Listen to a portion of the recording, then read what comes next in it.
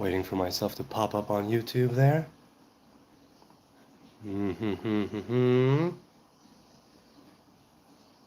Alright, YouTube says I'm live. Let's see. No audio, no video. Ah, here it is, a commercial. Okay. Let's go. And am I here? Yes! And I'll mute that. It's the Nazarite bringing you Hebrew lore from days of yore on this lovely Saturday night here in Jerusalem. Dust for the Snake is here. Robert is here. Dust for the Snake says, only Hebrew Nazarite, my 24 Korean moms on YouTube, and John Stossy will see the Lord Almighty. Okay, so me, 24 Korean moms, we shall all return to dust. Well, I'll tell you that. You may have a point there. Hey, shalom to Luke Miller. I'm doing really, really well, and how are you? So first and foremost, I want to give a shout out to all the people who gave in the last live stream. The Midnight Gardener, Jasper, Loki, A, Tunnel Snake, Iced Tea, Lemon, Guido Diasdas, Carl Northern, General Psych, Tariq Abdallah, Else B80, AK2900, Ratio, Matthew. Is that it? Yes, a few people gave a few times, and I'm genuinely thankful. We just cracked 1,000 shekel over the weekend now when YouTube updated, and I still haven't gotten my first payment, but whenever that is, it will be a big one of over 1,000 shekel, I think. If that $100 that someone sent is not reported as unauthorized, then I'll get to give that too. Maybe not with this first payment. They say you should give it 60 to 120 days to see if they are, if they were trolling and they will take it back. Because if they do, then they get their money and I get a fine, and I don't really want that to happen. Either way, the big thing over the weekend when I turned my phone on after Shabbos was that the post that I made on the big shout out to the Muslims and the Christians trying to convert me or to get me to see the light. And a few people there said, yes, people, stop casting your pearls before swine. To which I say, yes, I am indeed a Hebrew swine. Kind of ironic, right? But yes, I am. You can totally stop casting your pearls. I'll only trample on them and I'll eat them and I won't make any good use of them. Bacon says, it's the Vsauce guy again, you're darn tootin'. The Charlotte Checkers, says Robert Harrison. Interesting. Who are they playing? Are you female, says Federal Agent Trump. Well, I do have a feminine side to me, that's for sure. But I am not female as in, in the dimorphic human species. I would be considered male. That's what I'm saying. Are you a girl? Well, if I'm not female, I will also not be a girl. You see how that works, right? Trump 2028. Austin, hi. I'm pretty sure that he can't run again according to U.S. law, but I might be wrong. You look girl or women, says Federal Agent. Yes, I agree. I do look a lot like a girl. I sound like a girl, and I don't have the temperament of a girl, I'll tell you that. Have you seen Jews for Jesus, says Luke Miller. I have seen them, but in what capacity do you mean? Tips for stopping a bad habit like smoking, Mojo says. Find something, give it a lot of thought, and find something, hypothetically, that to you would make it worth it. Because you need to have a worthwhile goal to stop something so destructive. Now, of course, you could go with therapy, you could go with hypnotherapy, you could go with all kinds of different methods, but people say that it doesn't really matter, because if you don't want to quit, if you truly don't want to, if you don't see the value in it, then you simply won't. And you might go cold turkey, you might do it gradually, but then you will go back to it. Now this changes from one person to the next depending on their temperament and their proclivity for addiction, history and all that. But find something that would make it worthwhile to such a degree that it would be even better than smoking. That's what I would say. Manwhore says, I respect Jews. Well, all right, cool. Based on what? I'm curious. BG says, are black Israelites the real Jews? I don't go for this real Jews, fake Jews stuff. If you keep the covenant of Abraham, right? If you keep the covenant of Torah, if you keep the commandments, and or if you converted, right, and you want to do that thing, then yes, you are one of the Hebrew tribes, right? You're part of the Hebrew tribes. If you were not Jewish and you converted to Judaism, you're a Jew. There's no real Jew, fake Jew business as far as I'm concerned. You either I mean, look, you could make the argument, I came from a Jewish father, I came from a Jewish mother, before Ezra the scribe, after Ezra the scribe. There's that argument, yes. But as far as who is a real Jew, people who either convert or are born into the faith, people who keep the covenant and the commandments and who believe in the one God, right? That's who's a Jew. But people have this big thing with skin pigments. People have this big thing with melatonin content, with being real, with being fake. It really, really is nothing that, it doesn't really, what is? Oh, it really has nothing to do with me personally, but people have a lot of issues with skin color and thing. The Torah is fucking horrific, says PHX. Yes, I agree. There are parts of the Torah that are horrific because the Torah is written by people for people, right? From a divine origin, but it was written by Moses, right? And later on Joshua, people say, for people. And since it was written by people for people, it's for people to follow, people who are in this world. And this world is also horrific. It has a very horrific element to it. And that's why the Torah does not shy away from being horrific. All right. Bro, America is throwing dildos at ICE, though. Well, are they literally throwing dildos at ICE, the anti-immigration, organization or whatever it is, or are they throwing dildos at frozen water? You'll have to clarify it for me. What if you like money, says Green Smoke. What if you like money? If you like money, then I hope that you like it to such a degree that you'll be able to make enough of it, but not be corrupted by it. That's what I would say. Was there a stand-down order, Ignore Me says? I have no idea. I was not told. I fear such a thing. Really, really fear it. I hope not. I really hope not. Your God is horrible, admit it. Okay, God is horrible. I admit it. Right? It's a revelation of God. Some of that revelation has to do with this world, and this world has its benevolent element and its malevolent element. It's a world of good and evil. Now, you could make the argument that a God that is good should not have let evil come into being to begin with, but that's not really what we're talking about. Right? The world is not a utopia. They're literally throwing dildos at ICE, says Spiritual Awakening Scorpio. Well, I have not seen that. I don't know if I want to see that. Also, what type of dildo? Are they, single-ended, double-ended? Is it for, what kind of dildo? It matters. Is it a strap-on? Is it just a little bullet? What are we talking about here? אתה חבדניק? לא, אני לא חבדניק. לאיזה זרם אתה שייך, says Elliot. אני לא שייך לאף זרם. I'm not part of any Jewish sect. I grew up modern Orthodox in Jerusalem, but I'm not part of any sect, not a Hasidic sect, not any type of Orthodox sect, no specific denomination. Although, right, Orthodox Judaism is my home. It will always be my home, but no, I don't belong to any one zerem, any one sect. Does your mom run from you, says Ira P21. No, my mother does not run from me. She doesn't run at all. She does exercise, but I don't know if she runs. And has there been a time when I've seen my mother run to me of late? No, I can't say. She does walk, and, we embrace, and that's always fun to embrace your parents. They're not going to be around forever. Leo Frail says, do you chew gut? No, I'm not a Yemeni, but I've never chewed gut. It's interesting, but I've never have. Do you believe the elite practice black magic? Elite of what? Spiritual Awakening. I have no idea which elite you're talking about, so I have no idea how to answer that. The Partisan says, are you a Zionist? Indeed I am. Biblical Zionist and modern-day Zionist.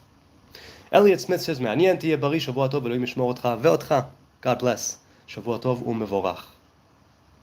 No, I've never tried gut, Leo. I don't know what it's like. Basketball says, is Judaism compatible with Christianity in your opinion? No, for the fundamental reason that Christianity makes a God out of a human being, and in the Torah and the Jewish faith, a God incarnate is not allowed. That's pretty much it. That's where we differ. On a few other things which you can make an argument about, but on that there is no argument. That is a clear-cut split from Torah and from Judaism. So not compatible in essence, no, because of that essential thing. Why you hate Ashkenazi? Well, I don't hate Ashkenazi. I don't hate any Hebrews. I don't hate people at large. So why would you assume that I hate people is the question, no matter where they come from. Mike says, can I be a horrible goy if I just take it? An honorable, I thought he said horrible. An honorable goy. I want a good interest rate on my HELOC. I don't know what an HELOC is. Forgive me, I'm ignorant. Can you put in a good word? No, Mike, you can put in a good word. That's the beauty. You can put in a good word. You have free will. You have free choice. Presumably, if you're here on this live stream, you have sound sense and sound body, to some degree anyway. Go with it. Do your own thing. Definitely do your own thing. When is Messiah coming? Web Matrix says, whenever he shows up. Today, if we hearken to God's voice. But I'm not hung up on Messiah. I think Messiah is one possibility of several. So it doesn't really matter to me when he's going to show up. We in the Hebrew faith are encouraged not to calculate the end of days or the final wars, any apocalypses or coming of messiahs of any kind. We are encouraged to do what we can here and now while we still draw breath and not worry about the future to such a degree. And the future will work itself out if we take care of the here and now. Can you explain Kabbalah, says App Villanova. Kabbalah is essentially the study of the 10 Sfirot, the tree of life, and the way that God manifests in the world, inside of the human being, and the relationship between creator and creation. And it also includes, obviously, the different esoteric meanings of the commandments and of the verses of the Torah, and of things having to do with the prophets and the writings and the scrolls and the oral traditions as well. So explain Kabbalah. It's the 10 Sfirot. It's the lore of the 10 Sfirot. That's what it is, essentially. How would we know when Messiah comes? Well, there are different opinions on how you would know, and that essentially has to do with who is it that you would accept as Messiah? Who is it that you would crown as king? Who is it that you would anoint as an anointed one? That's basically the question. Now, Maimonides very famously said, if a person shows up, rallies the people of Israel, has them go in the way of Torah and commandments, right? Eradicates Amalek, starts building the temple, that person is definitely a Messiah. But there are different ideas of what could be a potential Messiah, and there are always several potential Messiahs at any given moment in creation. The question is, do we merit their revealing themselves, right? Do we merit them? Do we crown them? Do we king them? Do we anoint them? And now, right now, with all of the horrible things going on internally with the people of Israel and all of the different, it's like, I don't think that we would be able to accept a Messiah as such unless there's like a clear-cut sign that nobody could ignore. But people sometimes will ignore even the clearest signs, and we know this, I know this from experience with me. Okay. What is your understanding, says Carbon Bank, and standpoint on the mind and its effect on the consciousness? Well, it depends what you mean by mind, but my understanding and standpoint on the mind is where the body and the soul meet. In other words, we have the physical body, right, made up of the 4 elements, as it were, and we have 4 corresponding spiritual elements, corresponding to the 4 traditional elements from which we are made, and that we have inside of us. So, the mind, you would say, is where body and spirit are connected. Now, there's this idea, I think it's from the Zohar, but I don't quite recall. They say that there are a few different pieces, let's say, of a life force, an animating life force. There's the blood, corresponds to what's called nefesh.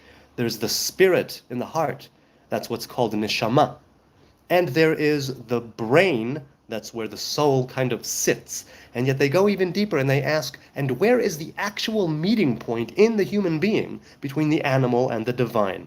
And they say, if I'm not mistaken, the place of meeting is in the air between the different layers over the brain, right? The brain has 3, right, protective layers, if I'm not mistaken. I mean, it has the skull on top of it, which is bone. But the brain itself, right, has 3 different layers, if I'm not mistaken. It's 2 or 3.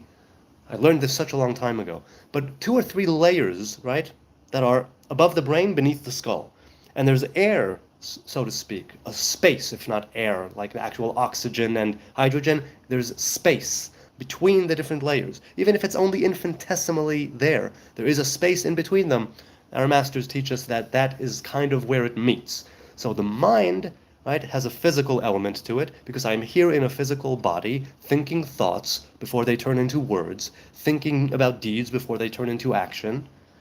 And I dream, right, and I feel, and all of those things, right? There's the world of the mind. And then there's the world of the spirit, which is what's making all of it animate, right? Which is giving it the life force that activates that body and mind.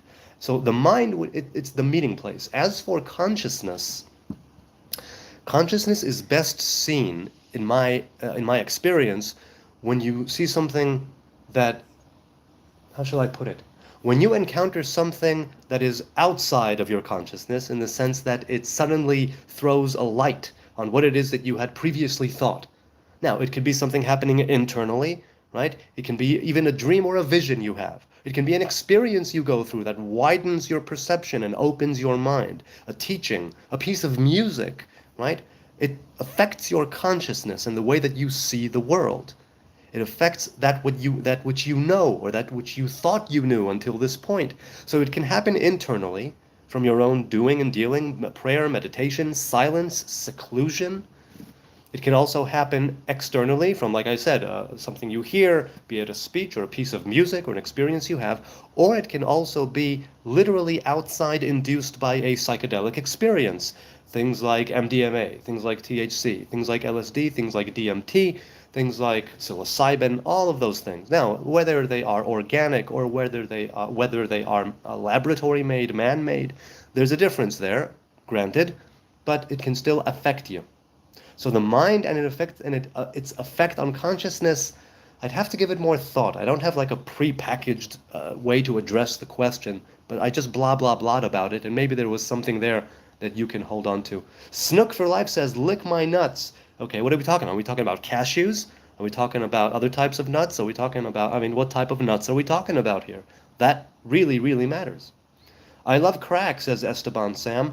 Well, if you mean that you love crack as in like a crack in the pavement, or if you mean you like butt cracks, or if you mean you like other types of cracks in the human body, that's all well and good. But if you mean crack as in the drug, I could understand why you love it. It might be best if you don't partake of it at all, but if you do, maybe cut down. Because from what I hear, not from experience, crack is highly addictive.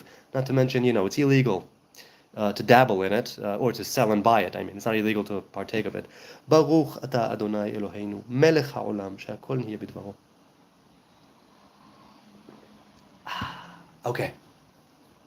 Carmen says, very cool. Philosophy is wonderful and you deliver it well. Thanks, brother. Well, I wouldn't presume to. Again, I'm not an educated man and I'm not a learned man. But there's no but. Okay, let's continue. How can I ascend from being a goyim?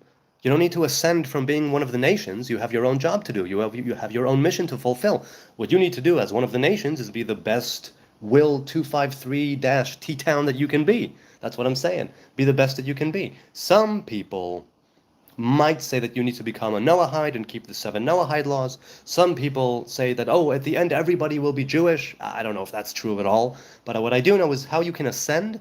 You can be the best you that you can be, and that's already ascension. That is you manifesting the image of God in which you were uniquely, specifically created. And that's bringing yourself, your true self, into reality, into being. Hamilton says, call me presumptuous, but I strongly suspect that you're Jewish. I'm pretty intuitive when it comes to these things. Hey, what gave it away? Mr. Ivan says, but we are in the conscience, but there's no conscience in us. Well, consciousness and conscience are not the same thing exactly, so I don't know what you mean. I'm not sure what you mean. Nanda says, who is the Messiah? I don't know, Nanda. Whenever he or she are able to present themselves, and we will crown them. Whoever is anointed is the anointed one. That's literally what Messiah means. Okay. This dude's a fake Jew, says the Flame. Okay. Who said I'm a real Jew? Who said I'm a real fake doors? Ignore Me says, do you support Israeli protesters who stood for the rights to rape Palestinian prisoners? Who supported rape? I must know. Who supported rape? So, no, right off the bat, I don't know who these protesters were, but I do not support their protest for the right to rape Palestinian prisoners. I think that is an abhorrent thing to do. That is not cool under any kind of anything, and that sexual violence should not be used as a mode of interrogation. No, that's not going to be good. He won't answer about Jesus. I've already asked him, says Jojo. Are you kidding? I talk about Jesus every single live stream, and Palestine and the Talmud, because you people out there do not stop asking. So occasionally, I do a no Palestine, no Jesus, no Talmud live stream. Or what? I've never done that. I've done it once. And the Talmud thing I added just now. So maybe this time will be a no Jesus, no Palestine, no Talmud live stream. Maybe not. Whatever I feel like, I don't know.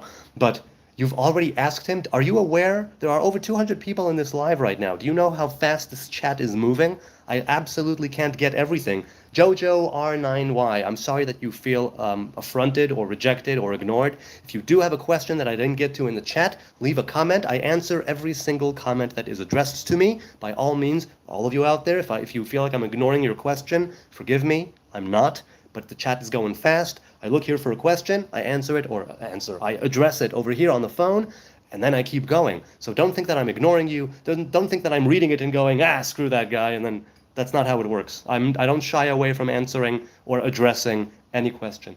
When was the last time you washed up? Yesterday before Shabbos, DM. That's when I washed up. And I washed my hands and my face today. So yeah. It's a live stream, not a therapy session, says Spiffy Huggins. Is it Huggins or Juggins? Let's go with Juggins, because Jugs are funny. You're crazy with that hair, even crazier. Thanks, I am QSQS. I deeply appreciate your lovely, your lovely words. Ima, I have a small fire and a beer this evening. Hope everyone has a relaxing, peaceful evening. Hey, James Bong is here. Hey, James Bong. That's very cool. Very, very cool. Earth Magician says, get a haircut, you look like a bum. Unfortunately, I'm a Nazarite. Nazarites do not cut their hair. As for looking like a bum, I really don't mind looking like a bum. Many people might assume that I am. I have zero problems with that. That's on them. Pretty much. They stole my handle, says crazy that this guy is simply just talking while being Jewish, and that's pissing people off just because they are not Jewish, LMAO. Seems about right. Yeah, people get very touchy about Hebrews existing in the world. Now, fair enough, Hebrews have been a pain in the ass of many, many countries, many, many nations, many faiths, cultures, ways of life, since time immemorial. But unfortunately for all those people who come against the Jews, they don't last, right? All the different, and the Hebrews are still here. This is not to say that anybody who comes against us disappears, but, it has happened. Jeffrey says, oh, wait, sorry. It just jammed. It jumped. Sorry, I can't say the question because it's not here. Jasilla says, I really like your hair, I'm not lying. Well, I appreciate that.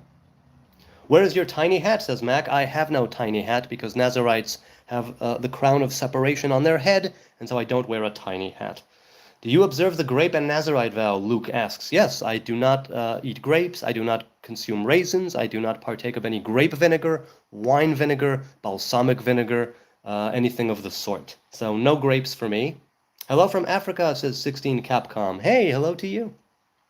What does your hairstyle represent as a Nazarite? NP2 asks. Well, the Torah says that if you have hair, let it grow wild and free. That's pretty much what the Nazarite hair is. You don't need to have hair to be under the Nazarite vow.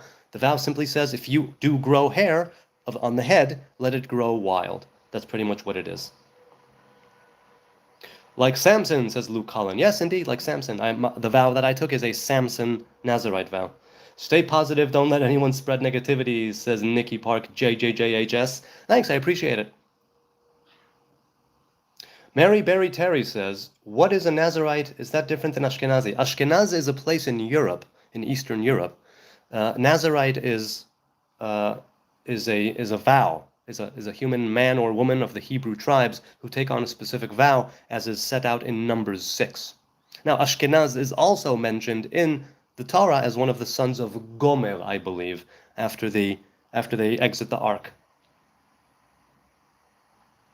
Can you drink beer? CM asks. Yes, I can, but when I took on my vow, I also took on, as a kind of addendum, not binding like the vow, but as an addendum, as an addition, I stopped all alcohol. So yes, you can drink beer, you can drink pomegranate wine, you can drink blueberry wine, you can drink different liqueurs and ales that are not of grape origin, but I decided to stay away from that as well. I got everything I needed from my experiences with alcohol, and I don't need it anymore, and it's been about 15 years since I had a beer. What's goy mean? Goy means nation, Hayden. That's what goy means. Israel is also a goy. It means nation. That's all it is. Are you a communist or Jew? Brian Bradley asks. I'm a Hebrew man. I'm not a communist. So, no. Anthony says, are you required to grow out the beard same as the hair? No, the vow pertains to the hair that grows from the scalp. The scalp is the highest point, the crown, right, of the human being is here. The beard is a part of the Hebrew thing, not to do with the Nazarite vow. That's different. So yeah, the word goy literally means nation. Now, some people use it pejoratively. I don't. I think that's not cool. Can you smoke cannabis? Yes, I can smoke cannabis. I've smoked in the past. I was a regular toker in the past, but I quit, and I'm glad I quit, just like with alcohol. I decided that I had my time with it, it served its purpose, and I let it go. I saw this and instantly thought Lord of the Rings. Yeah, someone called me Temu Gandalf the other day. I thought that was original. What was that? That was Tapa Toip, please? Tapatua, please? Tapa... Okay. 20 Amish says, serious question, what's the difference between normal Jews and Zionist Jews? I don't know what normal means, but Zionists can be Jews and Jews can be Zionists. Some Jews say that modern-day Zionism is wrong. The biblical Zionism they will agree with, but not the modern-day Zionism. And so they say that the state of Israel, that is some religious folk who are opposed to modern-day Zionism, say that the state of Israel that we currently know as the modern-day state of Israel was built on a foundation of secular socialist ideas and ideals, and as such, it is not manifesting anything to do with God and actually going against the Word of God. Now, there's a big controversy in the religious world. There are many religious people, myself among them, when I grew up, right? I grew up Orthodox in Jerusalem, that think that no, the state of Israel, despite all of its faults, despite all of its shortcomings and the things it does that are wrong, it does have a root of element, right, an element and a root of truth and kindness and righteousness and wellness to it. And it's a vessel, of a physical vessel, right, that is built before the spiritual contents can be poured in, just like the dry bones vision in Ezekiel. So the difference would be that, I don't know what normal means, but some Jews think that the modern-day Zionism is a blessed thing and a welcome thing. Others think it's going against God and that the state of Israel should be abolished and that we should only wait for a divine sign. Only then can we make it to the land, right? And they look back to the prophets, where Cyrus the Great, after he conquered Babylon, he said, your Lord, right? He said, Adonai gave me permission, told me to tell you to go back to the kingdom of Judah, to Judea, and rebuild the temple, so you may go. And that's when the exile of Babylon ended, after 70 or 70-odd years. So some people who say that there has been a sign, they say, no, this is totally from God. People say that the sign has not yet come, they say, no, this is totally against God. Do you believe in hell? No, Jews do not believe in hell. The closest thing we have, LB 8965, is something kind of like the Christian purgatory. It's a temporary place up to a year, and I say a year with quotations because there is no time or space in the spiritual realms. But there is this idea of the way that we connect with it here on this world, and so it says up to 12 months, a place of purgation, of refinement, of cleansing, and then you move on to the next phase. So we don't believe in hell in the way that it's like eternal damnation, a burning fire, right? Where do bad folks go when they die? Unless you want to get nuked, go ahead and go to Israel, says John Wayne. Hey, you know what? For someone named John Wayne, you don't seem, well, what is it? You don't seem out to get it. That's not phrasing it right. Anyway, John Wayne, if you want to get nuked, go ahead and go to Israel. Yeah, Israel might be nuked someday. Presumably, ostensibly, we have our own nuclear arsenal. And I'm thinking that if the security forces perceive that a nuclear warhead, right, nuclear launch detected, if it's on the way here, we'll be sending some out as well. So, I don't know. TubeUbe says, many people don't know what is Nazarite. Yes, that's true. The Nazarites are few and far between. Certainly since the destruction of the Second Temple, very few Nazarites. However, we do exist, and the Nazarite vow persists, and it exists, and it permeates the people, even if it's only here and there. I have been very, very, very fortunate to meet with a few Nazarites in my life, digital and in person, and I will continue to do so. Yep. Living in the Holy Land is such a gift, says Burning47. Well, there is a lot to it. There's a lot that comes that's, terrible about it, but that's what you get. Do you believe in Sheol, says Jex. Sheol literally just means the underworld or the world of the dead. It doesn't mean heaven, hell, purgatory, limbo, or any other place. Sheol is simply like the underworld. That's what that is. Dude, you're slick, says Timothy. Never see what you read from the chat. On the chat, you're gaslighting to speak your agenda, whatever it is. Well, I'm speaking that right now. You got my attention with all of the emojis. So, Timothy, I don't think I'm slick. I think I'm literally doing what I said, which is I see something in the chat and I address it here on the phone. That's pretty much how it goes. Where do non-Jews go if they don't believe in hell? I have no idea. You'll have to ask them. I really don't know where people go. There are different opinions. I mean, look, some people even go so far as to say that Jews have like a higher soul than a non-Jew. I don't believe that for a split second. I think that is supremacist as an idea, as a concept.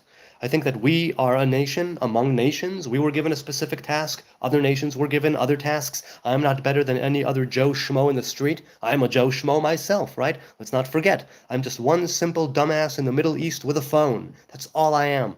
So, I don't know what to tell you. You're delusional. Oh, who said that? I'm sorry, I didn't get the username. The chat was just jumping. I don't know who said that. Yes, you are absolutely right. I am 100% delusional. This is true. Mutada Amir, are you Orthodox or Reform Jew? I grew up Orthodox in Jerusalem. I've stepped away from keeping strict halacha, but I am still very much Orthodox in my ways. Though not the traditional, classic, mainstream Orthodox. But yes, I am. That will always be my home. Let's put it that way. You good with the Septuagint, says AD? No, the Targum HaShiv'im, as it's known in Hebrew. The Targum HaShiv'im is something that is not wanted or desired. There have been different things there that were translated wrongly. There have been things that were translated, I mean by those who translated from those translations. It's a problem. So no, I'm not good with it altogether, but I suppose in some parts, yes. In other parts, no. That's what I'll say.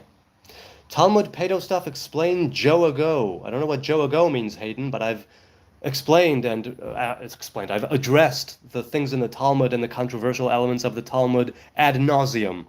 And I don't feel like doing it tonight. You, by all means, can go check out any other live stream from the past, I don't know how long, and you'll find me talking about it there. Most Jews definitely think that, LOL, says, well, I don't know what you're referring to, Chai Baba. Make Palestine a parking lot, says MTG. No, how about make Palestine a place where there's no religious extremism, and we de-radicalize the extremists in Israel as well, and we make peace? How about no nation or piece of land becomes a parking lot? How about that? Let's go with that. Let's go with peace. NP says, what's your view of Reform Jews as someone who grew up Orthodox? Well, NP20, the thing is this. I'm aware of the fact that Reform and conservatives treat halacha as optional. I pick and choose. I'm a cherry picker. I cherry pick everything and I make no apology. And in that sense, I understand where they're coming from. Furthermore, according to the rabbinic Orthodox doctrine and faith, let's say, right, once the Sanhedrin was dismantled and gone, once the temple fell, once the smicha, the laying of the hands from Moses to Joshua until the time of the Roman Empire, right, once that was gone, the Talmud and the Mishnah, or the Mishnah and Talmud, had to be written down in order to preserve. And when the Talmud and the Mishnah were written down, we went into a kind of survival mode in order to undergo this long and harrowing exile. So it was a necessary step down, right? It says it in Masechet Brachot, that from the time that the temple was destroyed, all the Holy One, blessed be He, has in this world are 4 cubits of halacha, daled amot halacha. So, those who are Reform, who seek to have a progressive Judaism, they have the right idea. They have the right idea because the idea of the oral traditions is that they were supposed to be progressive. They were supposed to progress and evolve. But because of exile and destruction and the fear that it all might be forgotten, they had to write it down. The oral traditions were never meant to be written down. That's the problem. And once they were, we are stuck with them. We have no smicha, we have no Sanhedrin, we have no proper rabbis, not people who have been ordained as rabbis. I mean actual rabbis like the time of the Mishnah, who would be able to annul certain takanot, certain gzerot, right? Certain regulations and laws put into place. And we must do this. So I understand where they're coming from. And then it goes on a case-by-case basis. It's like, tell me what the Reform Jews think about X, and I'll tell you what I think about it. Tell me what they think about Y, and I'll tell you what I think about that. So, oh, okay, a couple of super chats came in. Michaela says, God bless you. Thank you for spreading your light to the world. As a Jewish Israeli, I have only love in my heart to all nations. Kol adam nivra b'tzelem. Nachon me'od, Michaela. Mamash nachon. Michaela 26. Every human was made in the image. That is correct. We are all made in the image of God. That's the way I see it, despite people wanting to say otherwise. God bless them. They can do whatever they want. But no.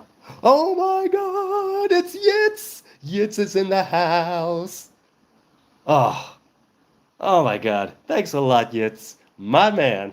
My man Yitzy. Where are you at, man? Where are you at? Okay, maybe I'll get to your... okay. Satanic religion, says Warner, they took the devil as their god. Really? Where do you see that? Look at the state of this dog of Satan. Satanic religion, they took the devil, da da da. Yes, I am satanic to be sure, because I'm an adversary to many, many people. Satan in Hebrew literally means adversary. That's what I am. I don't mean to be. It's just by, it's just like, just by virtue of me being me, I'm already the adversary and the pain in the ass and the thorn in the eye of many a folk. As for being a dog, I'm definitely a dog. I'm a dog man. And, dog, doggy, what have you. Dog of Satan, satanic religion. Yes, some might consider it to be a satanic religion. Religion as such does have its problem, whether it's, this religion or that. If there are man-made things, they immediately already involve some sort of a problem. So there you go. Does Torah predict a prophet from Kedar? And why do you assume it was not the prophet of Islam, says Surviving Since? Torah, I don't think. The 5 books of Moses, I don't think mention Kedar. It's mentioned in the Song of Songs, but I don't think it's mentioned like in the way of prophecy and a prophet in Torah. If you do have a chapter and verse Torah portion, please tell me. I'd love to know. I don't recall offhand. And why do I assume it was not the prophet of Islam? It could very well have been a prophet of Islam. The thing is that the Muslims say that he was the final prophet and that the Quran is the final revelation. The Hebrew faith has no final revelation, nor does it have a final prophet. There are revelations. The spirit of prophecy pervades reality. And after the destruction of the Second Temple, it was sort of taken away a little bit from the Hebrew people, their particular spirit, and given to children and fools, they say. However, there is that idea of the final prophet, which we don't go with, and the final revelation that we don't go with. So that's why. But maybe, if a prophet from Kedar was mentioned, could very well have been him. I have no idea. The dude is unbullyable, says Cracktown. You're darn tootin' right. I mean, it takes a lot to get under my skin. Essentially, these people are keyboard warriors, trolls and haters, who back up their argument with nothing but slogans and propaganda. So what is it really that I have to do other than agree with them and roll with it? That's it. That's all I got to do. The God is Satan. It's an aspect from God to evolve the life on earth, says Joshua. The God is Satan. I'm not sure what that means, but all right.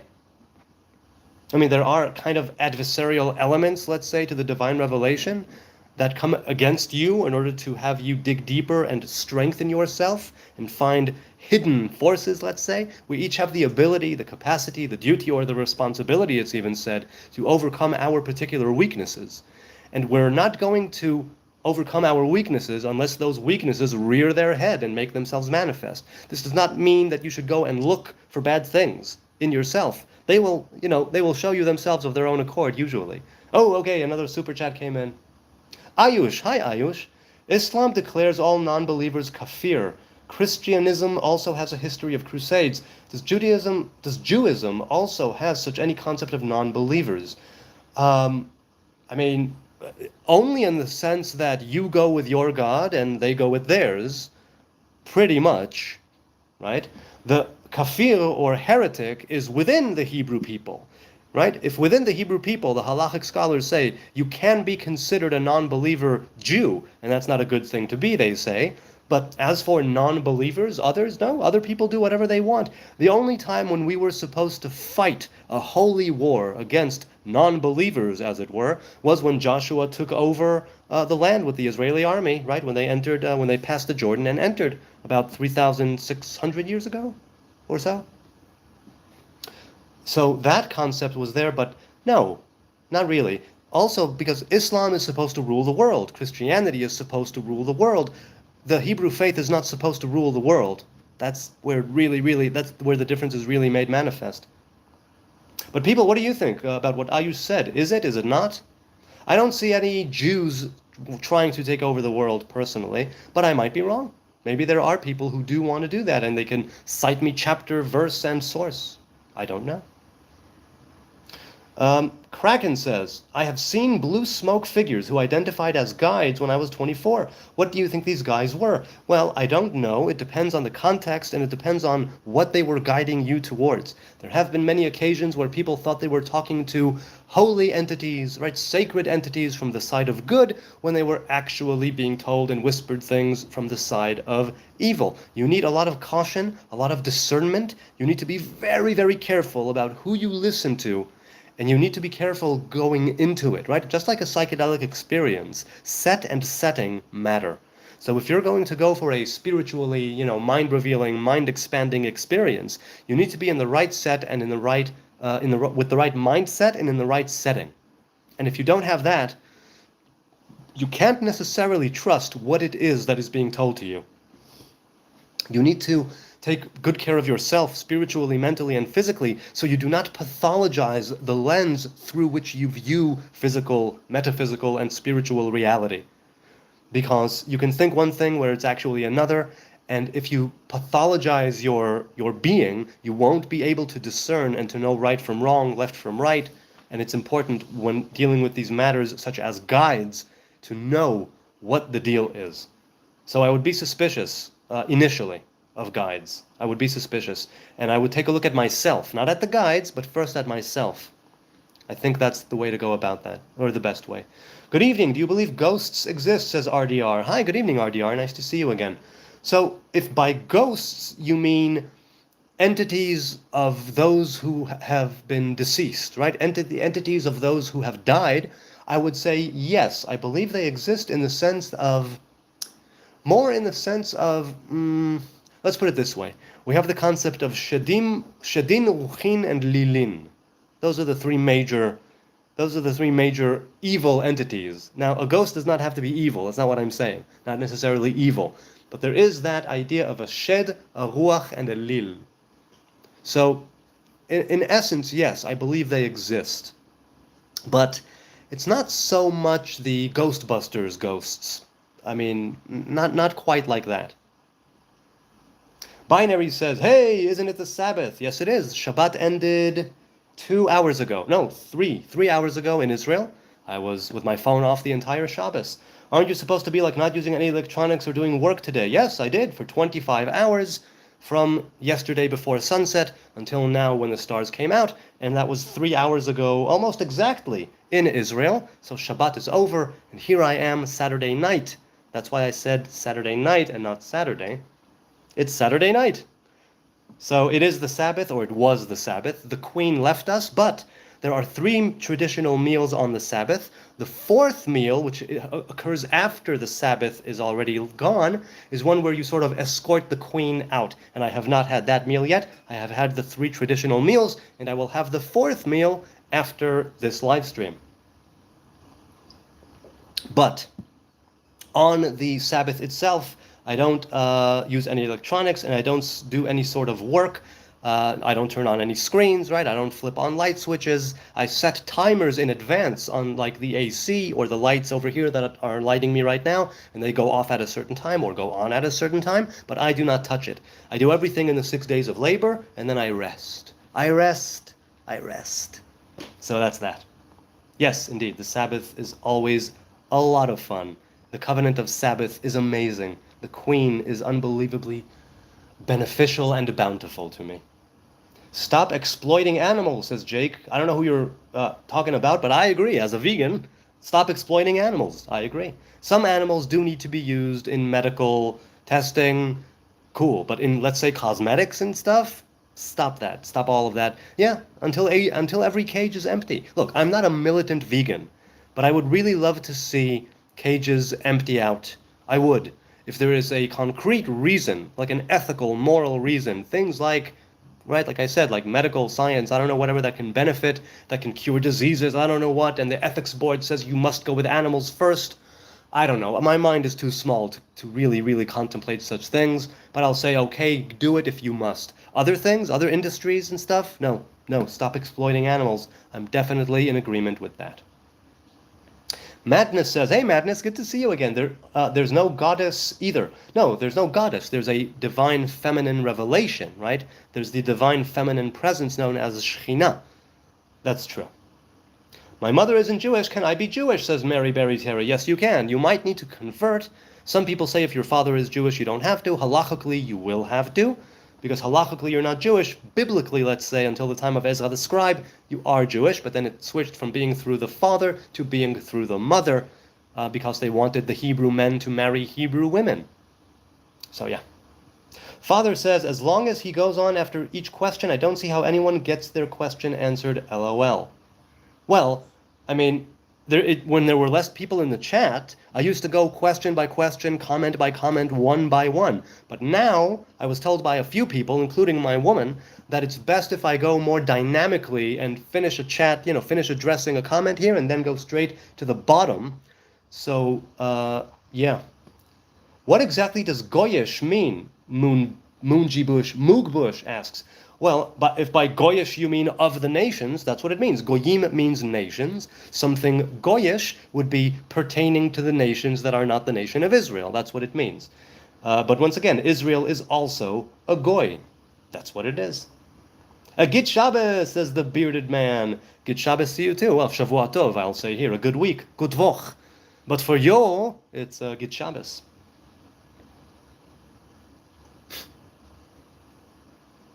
You look like you stink of hippie, says Jeff. Yeah, I definitely do stink. Not of hippie. I stink of good cheer. I stink of Shabbos. I stink of just, a good amount of BO. Not that it's like overpowering, but I'm a fan of my own scent, so So yeah.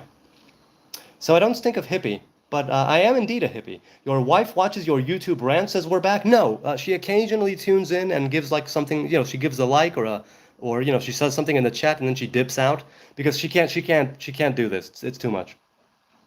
And I understand, obviously. Not me, says your people made up a book claiming they were God's chosen people. I don't go with that God's chosen stuff, by the way. No other people on earth at that time have heard of your fictitious God. Yes, I agree. God is definitely fictitious. Because God doesn't exist in the way that you and I exist. In other words, God, as you and I think of him, does not exist. What we have as revelations of God, they are not God. Ergo, God does not exist.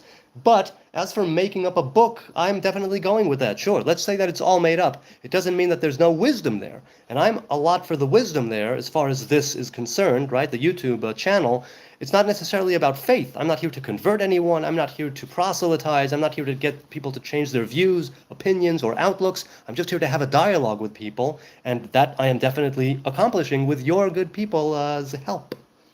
And as for nobody heard of that God, that's not true, because certain names of God already had been existing in the Canaanite pantheon before the Hebrew tribes made their pilgrimage, let's say, and took over. So you're wrong historically on that. Oh, super chat came in. Hang on a second. Let's see the super chat. What was it?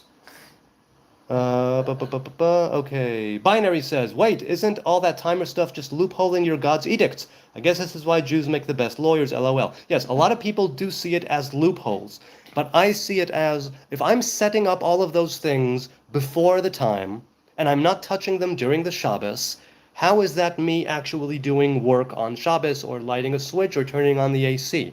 I do it in order to facilitate the comfort and the enjoyment of the Shabbos, but I wouldn't turn a light on or off. Well, obviously, if there's a great necessity, I don't know what, somebody's bleeding on the floor, and whatever. Obviously, there are times when you break that. Also, because electricity is one of the things where it was here or there when it first came into mainstream society, the halachic rulings were not 100% clear. Some people said it does constitute fire of some kind, some people said it does not, and you err on the side of caution. So, according to Orthodox halacha, using electricity, closing a circuit, let's say, manually, that is not allowed, technically speaking, halachically speaking. And people who see it as loopholes, you can see it as a loophole. I see it as me still doing the labor on the 6 days of labor before Shabbos. Once I light the Shabbos candles, I don't touch the timers, I let them go of their own accord. In the very same way, you could say that about a lot of other things, right? I work during the 6 days of the week, 5 or 6 days a week. I enjoy, and I use the money that I got during my work, right, my work week, and I use it for buying things for Shabbat. Shabbat is used to pay for the different things. The 6 days of labor are used to pay for the things going on Shabbat. Does that not contradict? Is that not a loophole? It's like, no. You work during the 6 days of work, you rest on the day of rest. And you set things up in the beginning, from the onset, in order to come into being on the Shabbos. But yes, Jews, they say, make the best lawyers, and I guess that's partly why. Ayush says, Sir, as you explained some differences among some aspects of Christianity, Islam, and Judaism, as an aside, I don't know anything about Christianity and Islam. I know what I'm told. I have not gone into a deep dive to either one of those. Why do you think these religions act so differently from one another despite connected origins? Well, there's the idea of the three pillars, left, right, and center, with the Hebrew faith is in the center, the Edom, Esau, Christianity on the right, and Ishmael, Islam on the left. So the reason why we have a connected origin in the root, but we branch out, is because each one of these three faiths personifies or exemplifies a certain divine revelation. And the people of Israel seek to be in balance in the center, right? So the idea is this, and you can see this with what Christians and Muslims say. Muslims say that they are the religion of peace, and yet they wage a lot of war. And with Christians, they say that they want to spread love, and yet they had the Crusades, the Inquisitions, and people say that there is no hate like Christian love, I've been told. So it's wanting to go to one extreme or turn the other cheek, right? Turning the other cheek turns into Crusades, turns into, we'll force you to turn the other cheek. You see what I'm saying? Whereas the Israelites, right, the people of Israel down the center, in the center pillar, do not seek to proselytize or to make other people Jewish or to take over the world under one banner of Judaism. So I think they act differently because they are on different sides of the extreme. If you look at the 10 Sfirot, right, at the tree of life, and you have those three pillars with a connecting root. So at the root, like you said, Ayush, we are connected, and then we branch out. And there's a duality and there's a center. And that's why, because they represent two extremes, where Israel represents a kind of center. Now, this is not obviously 100% true all the way. There are Jewish extremists, of course. And there are moderate Christians and Muslims, of course. But by and large, if you look at the way that history has played itself out, right, to wit, there are billions of Muslims and Christians and only like 15 or 17 million Jews. If we wanted to take over the world and proselytize and have everyone be Jewish, we suck at it. But that's not the goal. The goal is not that everyone will be Jewish. So we act differently because we represent different divine revelations in the world. We act differently because we represent different ways in which the divine comes into being. Right? Two extremes and a center. That's Edom, Esav, Christianity, right? Rome. There's Ishmael and Islam, right? Muhammad over here, and Israel down the middle. That's basically the way that I understand it, and that's why. It is now 9:10. How long have I been going? Ooh, we have 7 more minutes to reach the goal. Should I make a new goal? Can I change the goal? Wait, hang on a second. I want to see if I can change the goal. No, I can't change the goal. The goal ends in 5 minutes. I can't change it. Wait, can I change it? No, I can't change it, unfortunately. Wait, what? No, I can't change it, unfortunately. Sorry. That's too bad. But okay. Cool Cat says, why do you think so many leftists are anti-Semitic? Why are extreme conservatives starting with the anti-Semitic nonsense too? I don't know. I don't deal with politics. I don't know anything about left, right, or center, for that matter, of politics. I take things on a case-by-case, person-by-person basis. So, wait. So first of all, people, if you want to see me dress up like Johnny Giraffe again, we have 5 minutes until the goal, so go for it. Right, the goal is to have 10 super chats, 30 shekels each at least, so go for it. Okay, let's see.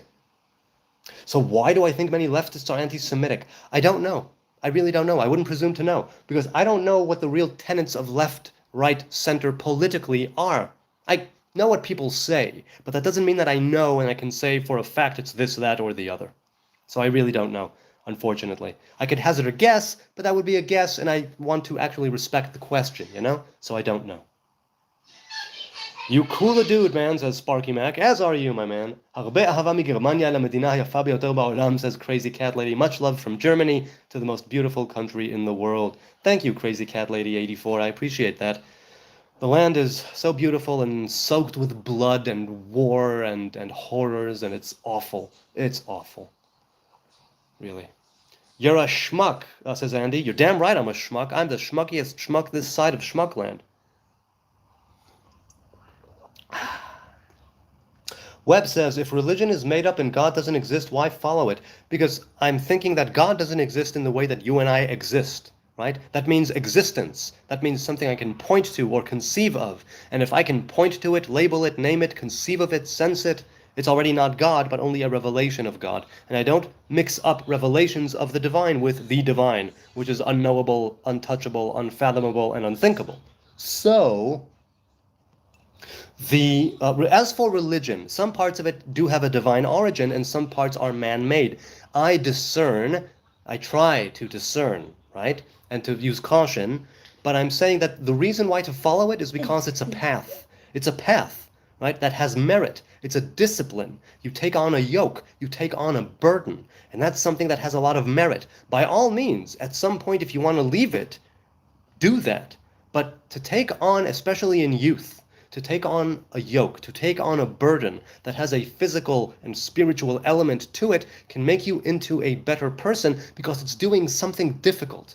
And it's putting your own whims, wishes, desires, and impulsivities aside and focusing on something greater than you. So, to keep it for life? Maybe, maybe not, to each his own. To take it on for a time? Definitely yes. I say definitely yes. Some path, some religion. Now, you can argue there's a hierarchy. Some are better than others, clearly, culturally. Some are more significant than others, morally, ethically. Fine, no argument there. Choose one then. Choose one that you want to choose. That's why I would follow it. Definitely. That's why I would follow it. Why observe the Sabbath, which was based on the days of creation, if God doesn't exist? Because the Sabbath, again, God doesn't exist in the way that you and I exist, and that's the way I'm talking about it. Laila Tov, my man. Sweet dreams. Love you. Boston Rob. The Sabbath is a covenant. The Sabbath is a taste of the coming world. The Sabbath is a way for us to remember the days of creation and the days and to remind us that we still have a job to do. There was 6 days of creation in Eden, but the Sabbath that was supposed to take place never took place because of the sin, right? Because of missing the mark, because we were cast out of Eden before sunset on the 6th day, which means that we were then caught in between the 6 days of creation and the Sabbath of creation that has not taken place. And we are now here in this place that's stretched out to know, history as we know it. But that's why, because Sabbath reminds us what was and what is meant to be, and that we are all supposed to make our way eventually back to Eden for humanity, phase 2, to partake of the fruit of the tree of life, put under guard, but never forbidden. That's what the Sabbath represents. That's what the covenant of Sabbath represents. Edith says, this is the best guy on the internet. He donates all YouTube proceeds to charity. Please like and subscribe. So, I want to make it clear. I've only been monetized a few weeks. Over 1,000 shekel has been raised. That's over $300. However, I haven't gotten my first payment yet. As soon as it clears and comes through, and I don't know what, as soon as I finish the paperwork or whatever, which they need to send to me and stuff, I will be as transparent as I can with all donations. I'll do a poll on which charity you want me to give to. I'll alternate between charities monthly if enough money comes in to merit payment from YouTube because there are different conditions under which you get paid. So I appreciate it, Edith. I deeply appreciate it. Jews are satanic, their rabbis suck baby penises, says Sam. Jews are satanic in the sense that, once again, we are definitely adversarial in the eyes of some.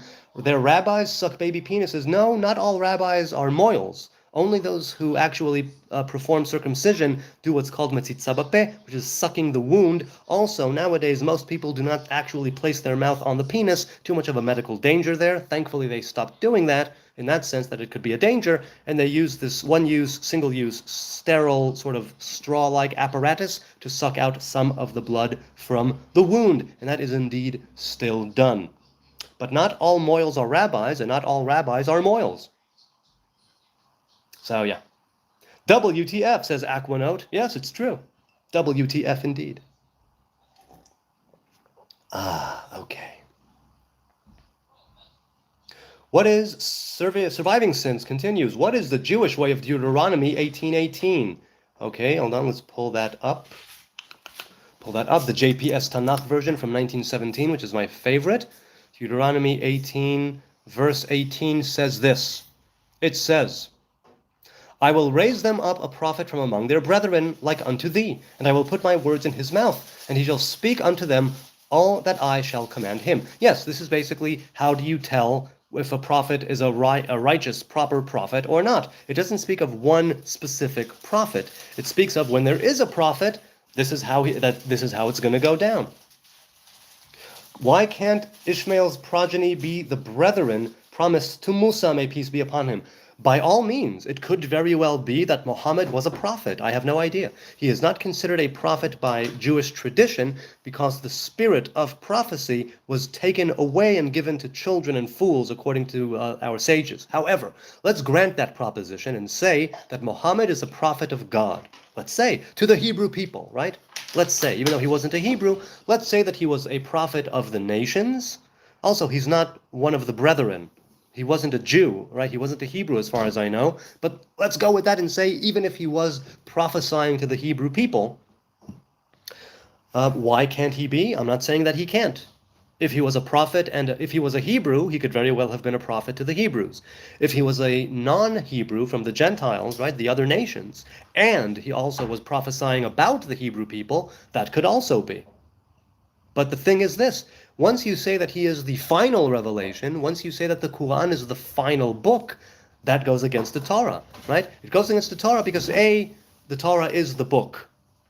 B, it's supposed to be something that's evolving, like with the oral traditions, with the oral Torah that came down as well.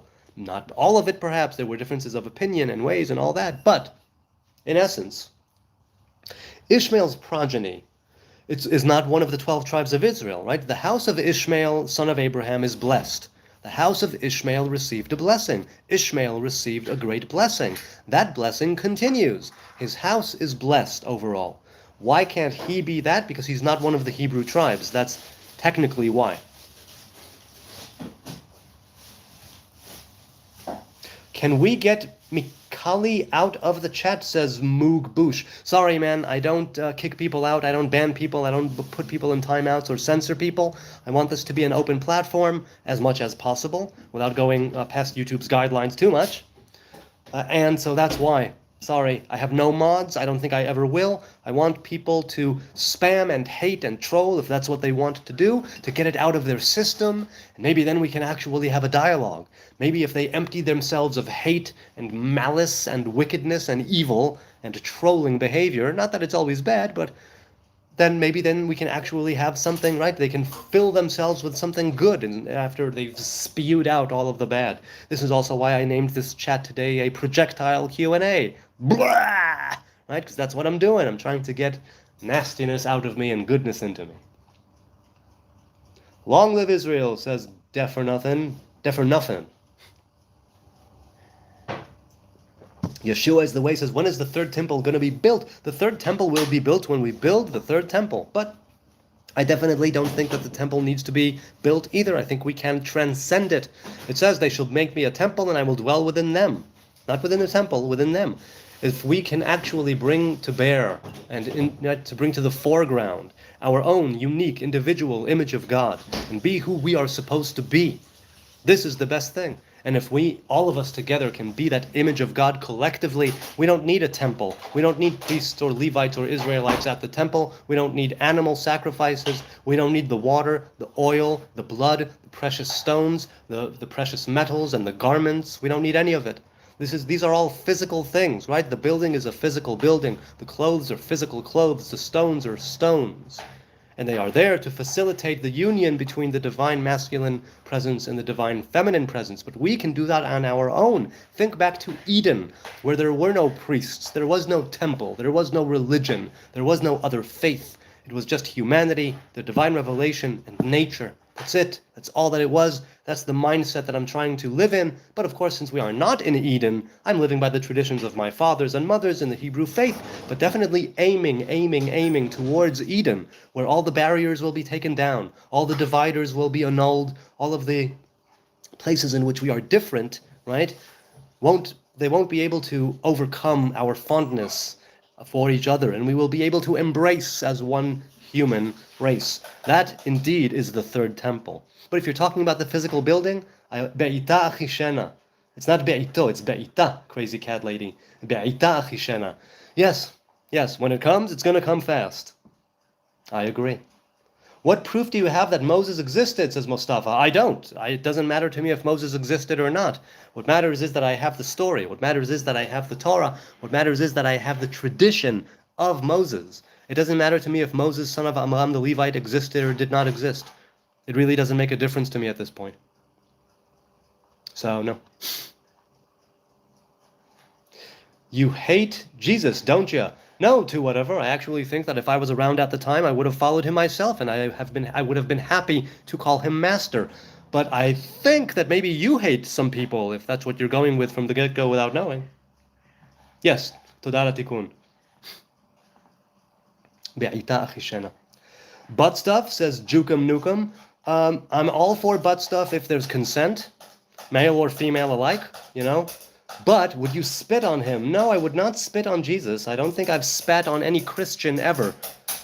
Maybe if somebody would spit at me, I would take a chiktua at them, but, haktua as it's known. But no. No. Does Nazarite come from the place Nazareth? No, those are Nazarenes. There are two types of Nazarenes. There's Nazarene, meaning of Nazareth. There's Nazarenes, which are types of Christians, kind of. Not totally Christian, but kind of Christian in the sense that they follow Jesus. And there are Nazarites, which are men and women of the Hebrews who take on the Nazarite vow. Nazarenes do not take on any kind of vow of a Nazarite. But if you come from Nazareth, you can be a Nazarene Nazarite. Put that on your card. Are you waiting for the Messiah, says Yeshua? No, I'm not. If he shows up, that's great. I would love to live my life in such a way that we would merit his coming, but definitely not waiting. I'm expecting his coming, but I'm not waiting. I think we don't need a Messiah. We don't need a king. We need to be good people. We need to follow the ways of the Almighty, right? In the steps of our fathers and mothers before us, to walk before God, as it's known. That's what we need to do. We don't need a priest for that. We don't need a Messiah for that. We don't need a temple for that. These are all things that came later. As for the soul or spark of Moshe Mashiach, as it's known, we each have that, because we are each made in the image of God. Each and every one of us has the unique and individual image of God in which you, right now, right, you were created. So manifest that. Find out what that is. What is the gift that you need to give to the world? Why is it that you were created? Where are you coming from and where are you going? These are the questions we each could be asking ourselves. Tell us about the mitzvah and the newborns. I believe I did that already. What's the mitzvah? I believe you mean metzitza, and I literally spoke of that 2 minutes ago, so you're out of luck. I'm not going to do it again. Have you seen a ghost before, says Andy. Have I seen a ghost? No, I don't think I have. Not consciously, anyway, so no. Who is Lilith, and do you believe in it? Mary Berry Terry says. Though Lilith traditionally is now a demoness, like a feminine demon, and there are a lot of different things attributed to her, but she initially was the first wife of Adam, Kabbalistically speaking, right? Esoterically, she was the first wife of Adam. However, after the fall, shall we say, of the Samech Mem and his woman, then they sort of went to the side of evil, let's put it that way. So right now, Lilith is considered to be a negative force in creation, but she has a positive origin. So it's a twofold thing. Now, it's very Kabbalistic in nature, and I'm not a Kabbalist, so I don't know. But do I believe? I believe that there are feminine and masculine, so to speak, demonic entities. Yes, that I do think. And if Lilith is one of them, then yes, Lilith is definitely one of them. That's what I'm thinking. Hebrew Nazarite says, Harmony, do you know the channel Esoterica? I think you would enjoy it. Yes, I've heard of the channel Esoterica, but I don't know it. I've seen clips, bits and pieces that other people have had in dialogues, but no. Dirty, filthy, useless animal, says Irish Logic. I hope you're talking about me. I really hope you're talking about me. I am definitely dirty, filthy, useless, and an animal. Yeah, for sure. I can only imagine the stink and stench off this guy, says Willem Furlong. Yes, indeed. I am stinky and stenchy, and that's the way I like it. Okay, let's continue. I like the Knights Templar, says Hudson. The Knights Templar, I've been told that that's where Friday the 13th originated, that they were all rounded up and killed on Friday the 13th. I don't know much about them. I did see a documentary about the Knights Templar. Oh, must have been like 20 years ago, man. Must be like 20 years ago. But I have no idea. I don't know. Hey, Tenebris is here. Great channel. Hey, Tenebris. Can you help me do some money laundering? Hey, you know what? Better call Saul, because I don't know anything about money laundering. Who does the cooking on the Sabbath? People who don't keep Sabbath do the cooking. I do the cooking before the Sabbath, and there's a hot plate, once again, on a timer. It goes on and off at certain times to facilitate heating certain things up. There are differences of opinion in halacha on whether or not you're allowed, for instance, to put liquid, right, gravy, sauces on the hot plate, or does it only need to be things that are more solid? Also, is it already sort of hot when you put it on? Is it stone cold from the refrigerator? The laws of putting things on a Shabbos plata, as it's known, are many and varied. I don't know them all offhand, but nobody does the cooking on Shabbos. On Shabbos, there is no cooking. But, for instance, on Yontif, right, on Yom Tov, on the holidays, things like the festival of Passover, things like the festival of Sukkot, if it's not on a Sabbath, it's still a day of rest, but you can cook, right? But then there are many different halachas to do with that as well. So I do some of the cooking before Shabbat. My woman does most of the cooking before Shabbat, most of it, and I do some of it. You look like you might like good conspiracy theories, says David Dickey. No, I don't actually like conspiracy theories. I really, really don't, because some of them are true. And then I need to think about, oh my God, what if this is true? Because over the course of history, it's been found that some of them have turned out to be correct. So yeah. Continuing down in the chat. Burning47 says, I don't know whether I'm a Muslim, Christian, or Jew. I have read all three. Well, okay, Burning47, you've had a lot to say in the comments over the recent month or so. You go with what you feel is right for you. Tulani says, appreciate the wisdom. It comes at a painful price. How would you advise people to go through the death of the self and how they can live in a positive relationship? Love. Well, look, ego death, for me, when people talk, let's say, about psychedelics, they talk a lot about ego death. But I believe that the ego death that you initially need to go through should come from within and not from without, right? I think that, I've always said this, the bulk of your psychedelic, mind-revealing, mind-expanding experiences should come from within and not from some external substance, be it organic or man-made, laboratory-made. Doesn't mean you can't supplement. You can supplement with those, right, with different substances, mushrooms, and whatever, but not have it be the bulk of your psychedelic experiences. If you want to expand your consciousness and your mind, and if you want to have the death of the self, you need to go deep into yourself. And that means prayer, that means meditation, that means seclusion, that means that you have your own particular self. You have your own particular ego. You need to find out what that is, and then you will know how to best kill it, in the sense that, or undergo transformation, right? We are talking about metamorphosis, right? We are talking about elevation, not killing the ego, but keeping it in check and elevating it. The ego has wonderful, wonderful attributes. Wonderful. It's elevating it. That's, I think, really what we are going for. So people who want to go through ego death need to find out, first of all, what this ego is in their own particular way. Their ego is not my ego. My ego is not his ego. I'm pointing to one of my kids here. So we have different egos. We have different selves, right? We also have different parts, like the internal family system inside of our self. So there's that whole thing, right? That whole psychological therapeutic thing. But to go through the death of the self, I would say prayer, fasting, meditation, seclusion, nothing life endangering, of course, nothing life endangering. And, if you're a Hebrew man or woman, Torah and commandments. Torah and commandments are what do that best of all. Keep the Torah, keep the commandments, and you will find out just who you are and what is it that you need to do. But that's not everyone. So that's what I would say. Tulani. People, what do you think? How do you achieve ego death outside of, let's say, like a really intense psychedelic trip? Hudson says, if I eat part of your beard, will it give me superpowers? I have no idea. I'm inclined to say no, but who knows? Who knows? Moses had one man, one vote. Does your church? What, Robert? I don't get that. Moses had one man, one vote. I don't understand what that means. R.E. says metamorphosis, what? Like the clay model called morph? So the clay has power over the potter? No. Metamorphosis of self, right? Because that ego death that we go through is like going into a cocoon. It's something temporary that we experience, but then we come back to ourselves and we integrate the experience into our daily life. Sometimes it takes days or weeks or months until we can truly learn to integrate what we had undergone inside of that cocoon. Right? And it can be, again, in meditation, and it can be in prayer, and in seclusion, and in fasting, and in all these different ways in which we can get to know ourselves by discerning, right?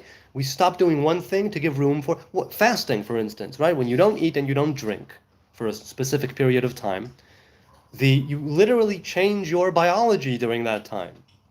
Your body is not used to what it has gotten so far. It does different things. It acts differently when you are fasting. So when you abstain from food and drink, you're able to create a vessel that is not filled with food and drink, but with something else. That added spiritual element then can help join you, right? And form a critical mass that will push you over the edge of your understanding and grant you wider consciousness, larger perception, right? Because the human being's perception and consciousness and awareness is very fluid. You just need to know how to, I won't say manipulate it, but you need to know how to behave and how to act personally by your own definition, by what turns you on, what pushes your buttons, and then definitely ego death can and could be experienced without any kind of psychedelic substance. You know what I'm saying? Let's continue. Hebrew Nazarite says, Harmony, also sorry for spamming. What is your specific branch school of Judaism? I grew up Orthodox in Jerusalem, but I no longer, I'm connected, let's say, to any specific branch. It's a bit of a lonely path in that sense. Orthodoxy will always be my home, but I don't keep strict rabbinic law anymore. I pick and choose everything from halacha. I make no apology. So, I have no specific branch or school, but it would be, if you pushed me into a corner, I would say I'm mostly still Orthodox. Because I'm not anything else, right? I'm not a Karaite Jew. I'm not a Samaritan Jew. I'm not a conservative or reform reconstructionist Jew. That leaves me, among others that I don't know, right? It leaves me basically with modern Orthodox. That's how I was raised.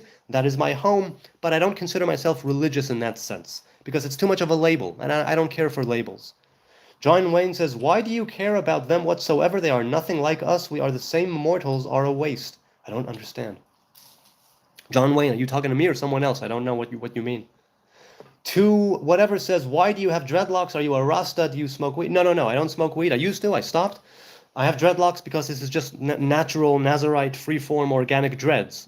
Nazarite dreadlocks. That's what they are. The Nazarite is commanded to let the hair grow wild, right? Gadel pera se'ar rosho in Hebrew. So that's what I do. Okay. Can someone convert to Judaism? Himanshu asks. Yes, they can if they want. Oh, wait, did something come in? A super chat came in? Yes. Hey, crazy cat lady. המצווה היא מנורה והתורה היא אור. Yes. ner leragli dvarecha ve'or li netivati. The commandment is a lamp, and the Torah is the light. Or in the Torah is light. Yes, I'm inclined to agree. I'm inclined to agree. Bringing enlightenment to the Hebrew man and woman. That's what Torah is. That's why it's called Torah. Where are you from? Says Reman. I'm in Jerusalem. And where are you from? Do you still eat roadkill? Says Petaphile. No, I'm vegan, so I don't eat roadkill. And also, I don't think it's kosher to eat roadkill, and I try to eat kosher. Wally Winker says, filthy is what it is, and godliness is next to cleanliness. Okay, I'm not sure what you're referring to, but yeah, cleanliness is indeed close to godliness. This is true. Jay says, this guy looks like he crawled out of the New York tunnels. All right, I'll be a Ninja Turtle. Michelangelo. I'm Michelangelo. All right, let's get that clear right now. Balder Smith says, if you would have followed Jesus, if you were there, why not follow him now? Because he's dead. That's why I don't follow him now. He's dead. He's just a dead Hebrew man, and we do not follow the dead. We follow the living. We can follow in the dead's footsteps, and there have been people who told me, Christians and others who follow Jesus, who told me that the way that I speak sometimes reminds them of things that he said in the New Testament. I don't know. I read the New Testament once, and I thought that he was a stand-up guy. Regardless of what the Talmud might say of him, regardless of what Orthodox halacha, or not halacha, philosophy, let's say, may think of Yeshu or Yeshua, I don't take with that at all.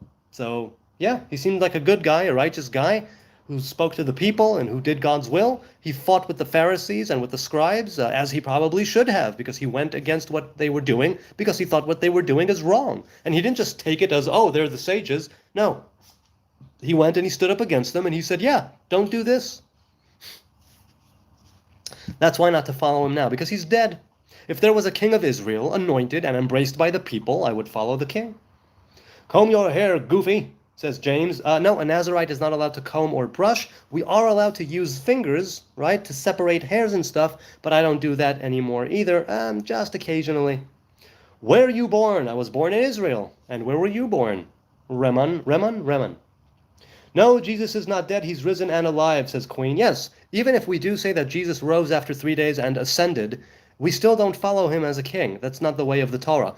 The king is a living, breathing, walking, talking human being of the tribes of Israel. That is the anointed one. That is the king. There's no other king. That's why I'm saying that. If the king dies, he's dead. We do not follow the dead. We choose life. Harmony says, respect on being vegan. I personally don't have the discipline, but it's objectively and ethically correct choice in our mortal world. Yes, I agree. Now, this is another thing I took on. I took on 2 additions, not with a vow, but with the vow.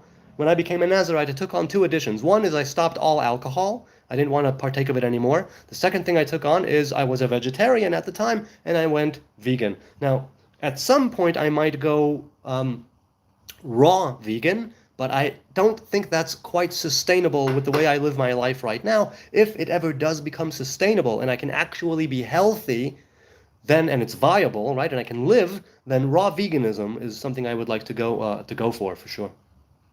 Raw veganism is the thing. But yeah, being vegan is great. I've been vegan for like 15 years, and it's really good. I enjoy it. I think it's right for me personally. I'm not telling anybody what to do or what to eat or how to live. But I know for me that being vegan and the Nazarite vow go hand in hand. They really, truly do. Ghetto says, explain Metzitza B'Peh. I already did, you missed it. Ever eaten shrooms? Says John Betton. Yes, several times. Once or twice, or maybe more than once or twice recreationally, a few times as part of a sacred ritual. And every time I was eating mushrooms, it was awesome.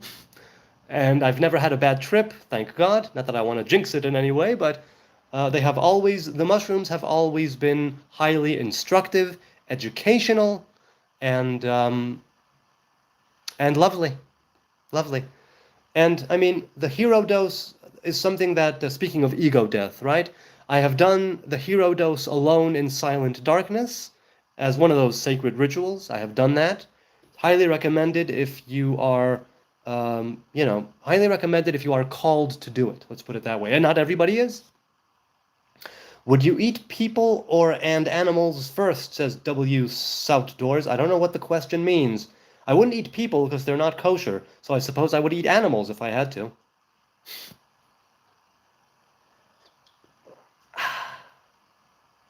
Do you believe Allah? Are you believe Allah in opinions about Islam, says Darings. I mean, Allah means God, so I believe, I don't know God. All I know is how God reveals himself to me. If one of the names in which he is revealed is Allah, then I suppose I believe Allah. But no, I believe that, I follow, I don't follow Islam, and I don't know the Quran. So, opinions about Islam, all of my opinions about Islam are warped by decades of war and terrorism and death and destruction. So, I have no opinion. Once we have peace and I'll be able to actually approach it from a more objective point of view, then I'll be able to have an opinion. Until then, I don't. Until then, I don't. Do you live in New York? No, Ashes, I don't. I live in Jerusalem. Jackson says, does kosher equal clean food in Leviticus? Kosher means ritually clean food, yes. But you can also have ritually clean food that is not kosher morally, right? Pardon me. For instance, I believe that the factory farming, even if the final step is a kosher, ritually kosher butchering with a proper knife by a proper rabbi shochet, right, a kosher butcher, even if that's the last thing, it doesn't make all of the psychological and physical torture leading up to it kosher. And then the question is asked, does the final step, which is ritually clean and kosher, make up for a lifetime of torture and abuse? I say personally no, though there is merit to the final step.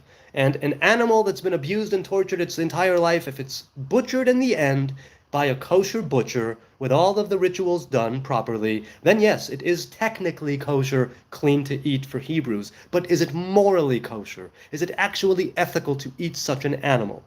I say no. Not truly kosher in that sense, but it is kosher halachically, technically. So that's what it means. Herbie's Derby says, you gay. Oh, you're damn right I'm gay. I'm the gayest gay man this side of gaiety.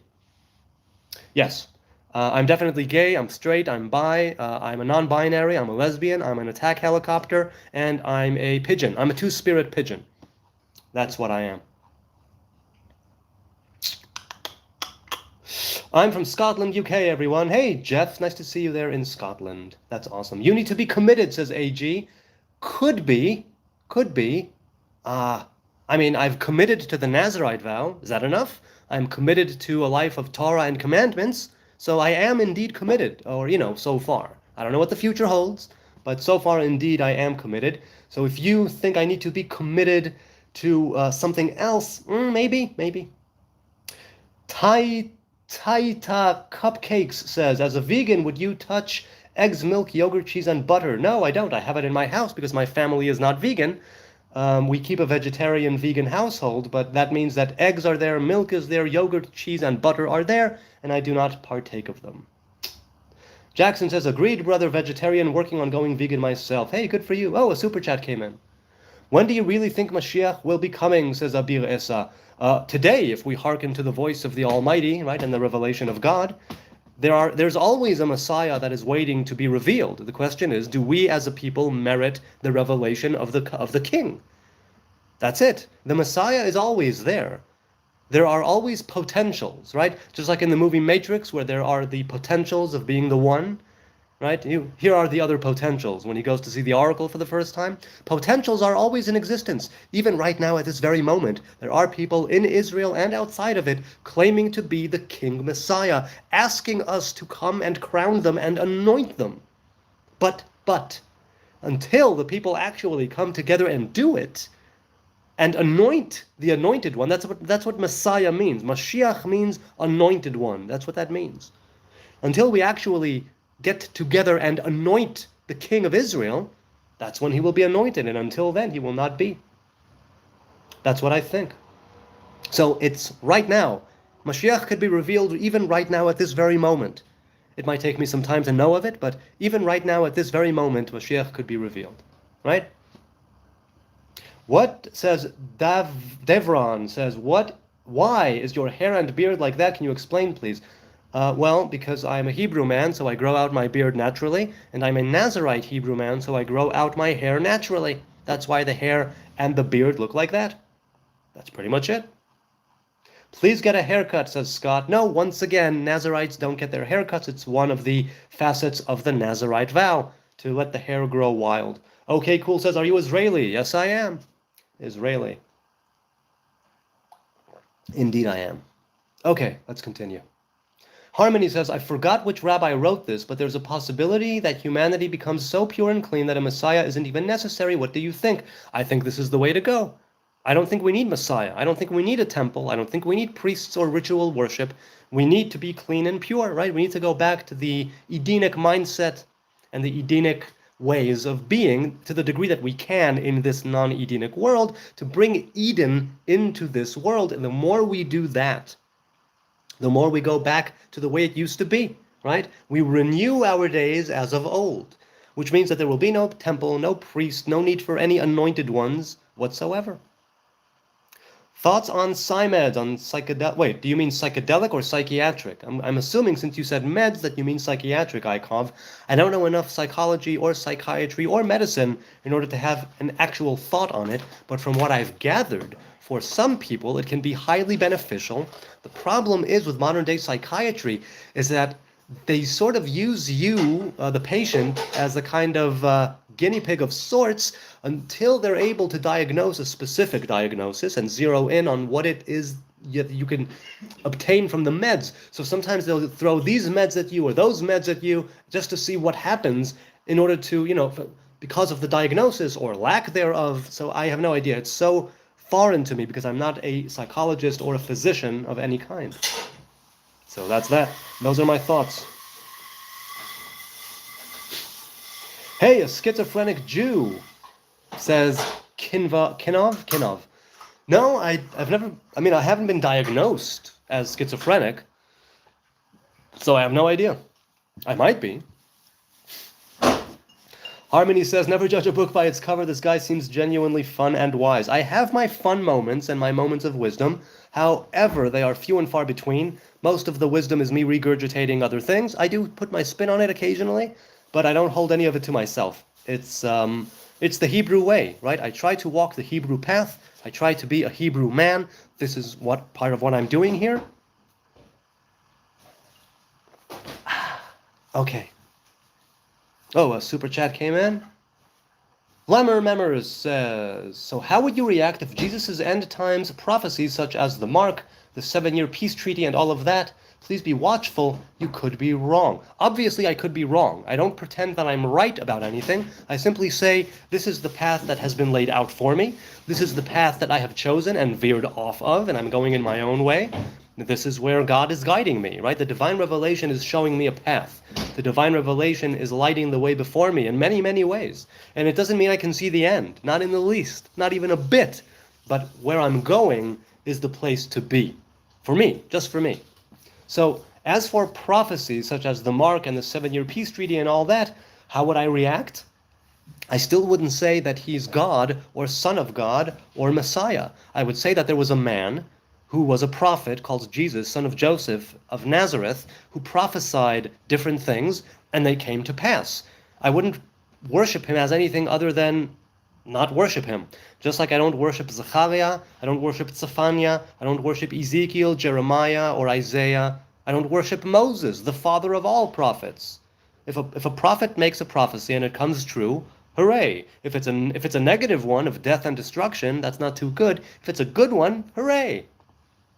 That's what I would say. What am I supposed to think? Just because someone said something and it came true, that makes him a god? Not in the least. Not according to Torah, anyway. Not according to Torah. So that's what I say about that. Opinions about MDY. Opinions about 80,000... 80,000. It went up. Killings and crimes committed by Israeli army, majority of which are children. Yes, that Hamas need to stop putting women, children, and men that are non-combatants in the line of fire. Hamas need to stop putting their training facilities, headquarters, rocket launchers, and missiles, and other, explosives in mosques, and hospitals, and schools, and private homes.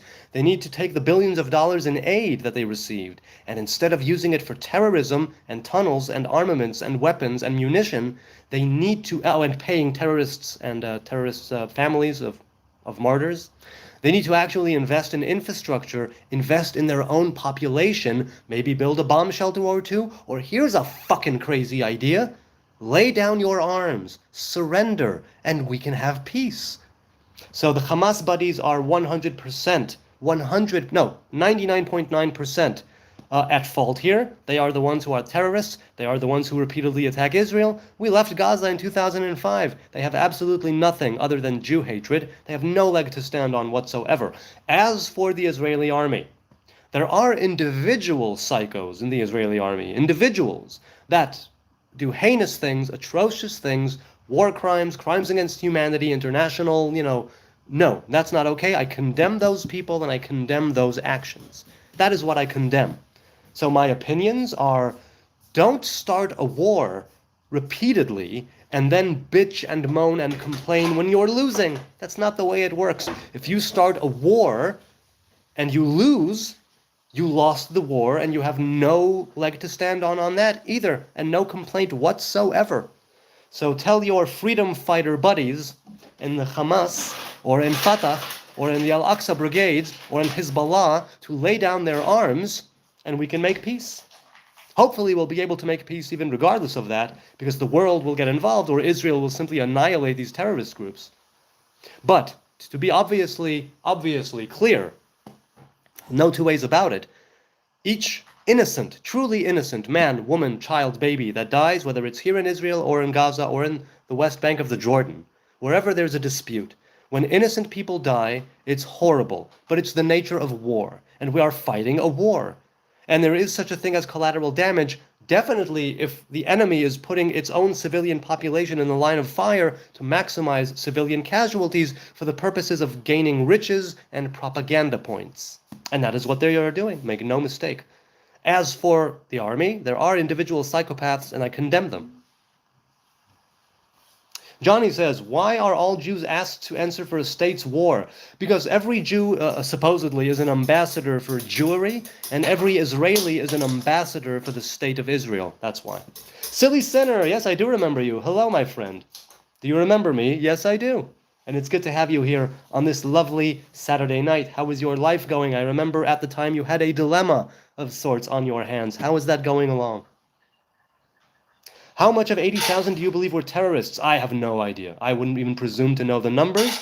I know that Hamas has inflated a lot of the numbers because they take all kinds of people, even those dying of natural causes. Whatever, let's get them in there. So yeah. Dirty Jew, says Turd Ferg. Yes, I am. I'm a dirty Jew. Okay. Your religion teaches to hate non-Jews, says Walder. Really? Are you Jewish? Do you have any idea what you're talking about? Okay. If you think that, I don't hate non-Jews. I'm very fond of non-Jews. They teach me a lot of things, and I have a dialogue, an ongoing dialogue with them for many, many years.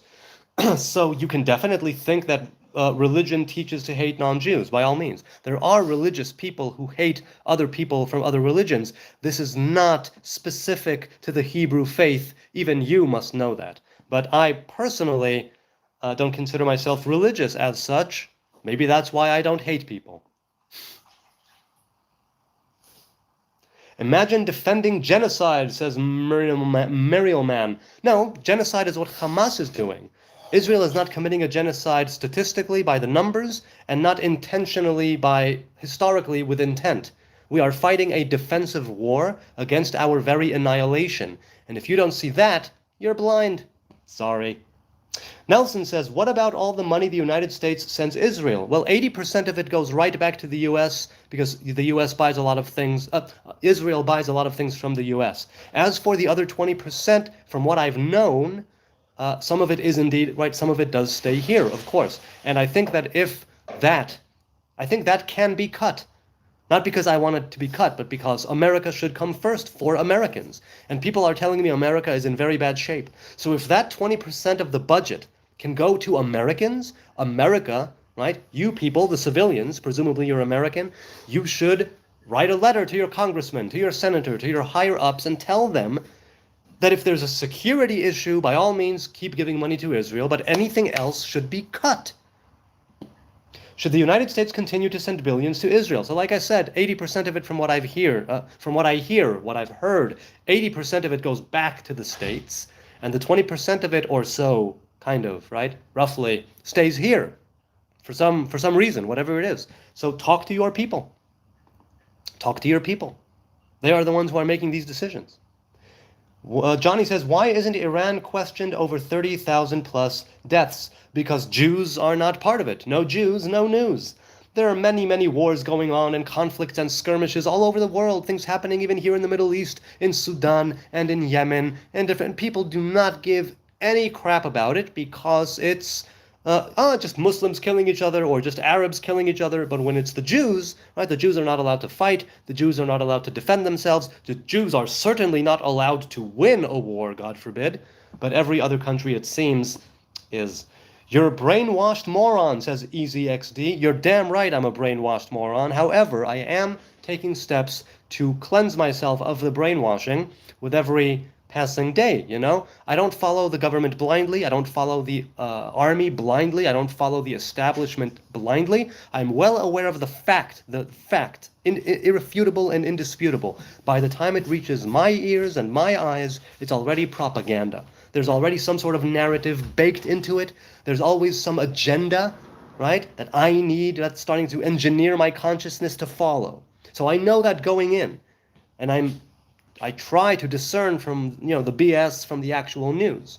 So as for being a brainwashed moron, yes, I suppose I am, but you also can't dispute what I'm saying actually, and if you try, you will not be successful because what I am speaking is historically, statistically proven. And by the way, if you do have, other things to say, credible sources, mind you, challenge me, push back against me, give me actual sources. If I don't see it in the chat, forgiveness or anything. If I don't see it in the chat, regardless of this horrible topic, leave a comment. I answer every single comment that is addressed to me, so go ahead and do that. All right, let's continue. YouTube says he seems like he would be a good guy if he wasn't brainwashed. Not his faith, I know good Jews, just his worldview. Okay, if you think that's my worldview, you have not been listening. But okay, by all means, you go ahead and think that. Are you a gay Jew, says LB. As I've said, I'm gay, I'm straight, I'm bi, I'm a lesbian, and I'm a non-binary, I'm an attack helicopter, and a two-spirit pigeon. That's what I said, that's what I stick with. Thoughts on Shem HaMeforash rituals? Well, I don't know what the rituals are, but the Shem HaMeforash, Jackson, is something that we, the layman, and I'm a layman by any stretch, but by any measure, I'm a layman, I don't know the actual pronunciation of Hashem HaMeforash, of the explicit name of God. Some say it's the 216 letter name of God. Some say that it's, well, anyway, I don't know it. Some say that it was hidden completely. Some say that it has been gone from the world completely, not hidden by a few, but gone, and I have no idea. But what rituals do you speak of? What is Shem HaMeforash rituals, Jackson? I would love to know, because I don't know what that is. Are you a bird? Yes, I am, Genahat. I am a pigeon. That's what I am. Hello, sir. Do you live in the Holy Land? Timmy asks. Yes, I do, and yes, I am. I live in the Holy Land. I'm in Jerusalem as we speak. Salam Ig, how did you learn to handle insults like this? Because these are just haters, trolls, and keyboard warriors, and, I mean, as far as I'm concerned, I agree with them. Cool. I definitely have nothing against them. If I have something to say against them, I would, say it, but I can handle a challenge, and I can handle a random insult from a random person who has no idea what I'm about. YouTube says, brother, you are talking like Palestinians are not being treated like dogs, headshotted whilst crawling for food. Okay, like I said, there are psychopaths in every group of people. There are psychopaths in the army as well. But the doctrine of Tzahal is not psychopathic. That's what I'm saying. Notice the difference. As for treated like dogs, they are mainly treated like dogs by their own government in Hamas, who rule them with an iron fist. And where are they being treated like dogs by Israelis? Because definitely it happens on an individual basis, I agree. But as a collective, systemic way of treating people, where are they being, where is the command and the directive to shoot them in the head while they crawl for food? Incidentally, they wouldn't have to crawl for food if Hamas did not steal all of their food and then give it in the black market at inflated prices to make them more money so their leaders can grow rich and fat in Qatar and they can grow rich and fat in their tunnels. But the population, no, the population, like you said, is left to crawl for food. That is the government that they have, that they elected, by the way. They democratically elected Hamas. And I say democratically because there was one election 20 years ago. Since then, Hamas has been in control. And when Hamas took control, it eliminated Fatah, who were also there, if I'm not mistaken, in Gaza, right? So you can see what kinds of people these are. As for people who are innocent, who are actually treated like dogs and need to crawl for food and are treated like dogs by Israelis, those Israelis, I condemn them and those actions, and I want no part of that. They should be kicked out of whatever organization they're a part of, the army, the police, whatever it is. They should be kicked out and put into prison, and nobody should be treated like that. Definitely if they are non-combatants. That's what I think. Did you have your chicken soup? Nope, I'm vegan, LB, so I don't have chicken soup. I did have a broccoli, potato, what else? Broccoli, potato, and peas, right? What was it? Yeah, what is it? Broccoli, potato, and... Anyway, my woman makes a soup every Shabbos, pretty much, and it lasts until, like, Tuesday or so, and it keeps me healthy, it keeps me well. She's part of what makes it so easy for me to be vegan, because I love soup, it's very healthy, she makes different soups all the time, and it's great. So I have not had chicken soup in about 15 years, so yeah. Why stop global... What? Sadik says, why stop global Sumud flotilla? Oh, by all means. If you want to go into the territorial waters of Israel, you might be stopped by the Israeli Navy. That's it. That's why. Not Me says, you are the first Jew I have listened to that I have respect for your beliefs. Listen, first of all, I appreciate the vote of confidence. I'm sure that there are things that I would say to you, Not Me, that you would not like. But I try to be honest with myself. I try to not see just one perspective, one narrative, one way of thinking. I try to keep my blinders on with certain things, and in all other matters, take them off. As much as I can afford to, sometimes even if I can't afford to take the blinders off. Because if I go only with one narrative and one way of thinking, it blinds me to all of the other things that are going on around me, and that is a problem for me. It is. On the other hand, people have told me, don't be so open-minded that your brain falls out of your head. So there's that too. I try to keep an open mind as much as I can on everything that I can. But there are some things where it's a hill that I will die on, a flag that I put in the ground, and I will not budge. Right? Things like Jesus is God, right? That people always come at me with. It's like, okay, he could have been Messiah, he could have been a king, he could have been a prophet, all that cool, whatever. I don't mind if he lived and if he died, if he ascended, if he was resurrected. All of that has its roots in the Hebrew Bible. But Jesus is God does not have its root in the Hebrew Bible. That, for instance, is something that I put a flag in the ground. It's a hill I will die on. So I appreciate the sentiment. I don't always live up to it, but I appreciate the sentiment. My beliefs offend many, many people, and that's their problem, not mine. What's your opinion on the lost community of Jews of Portugal, says guess what? Well, look, there have been many, many people called Anusim, right? Anusei Sfarad, the people of Spain that were forced to convert but kept their religion, the Jewish religion, in secret. So it's a whole thing. My opinion is that they have, well, first of all, is it all a lost community? I don't think the entire community is lost. But I have no particular opinion of the Jews of Portugal because I have never truly. I think I've been to their shul once. I think I went to the Portuguese synagogue once, so I don't know enough about it. I have no opinion on the lost community of Jews of Portugal. There are many lost communities of Jews all over the world. There are 10 lost tribes. You have no idea what you're talking about, Ali Sohan says. Yeah, you're right. I've just lived in Israel and have been part of the conflict for all of my life, but what do I know? Okay, let's continue. Why do Jews hate all non-Jews, says Chazi Hasborn. We don't. That's not the way it goes at all. But go ahead and think that if you want. Do you tip, says AI Beats Official. Yes, I do. If the service was good, I'll go up to 20%. If it was okay, I suppose I'd go with something like 16 or 17%. If it was abysmal, and I don't go out much, I don't sit in places where you would tip much because there is no immediate culture of tipping here in Israel. But, so I've never tipped zero. If the service is okay, I'll between 15 and 17%. If it was like really good, I'll go for 20%. But that's it pretty much. So yes, I do tip, and when I'm on vacation, which is usually when I go out and I pay, I like to tip. I like to be large with my tip. I like to be large and give 20% because I believe that if I get to be on vacation, which is not everybody, that most human beings that have lived on this earth have never been on vacation. If I get to be on vacation and sit at a restaurant and enjoy a good meal that I didn't cook and be served by people whom I don't know, and if they give me good service with a smile and I dig them, yeah, I'll definitely tip. But I don't automatically tip because it's not that kind of a thing. So in Israel, it's just not that type of a culture.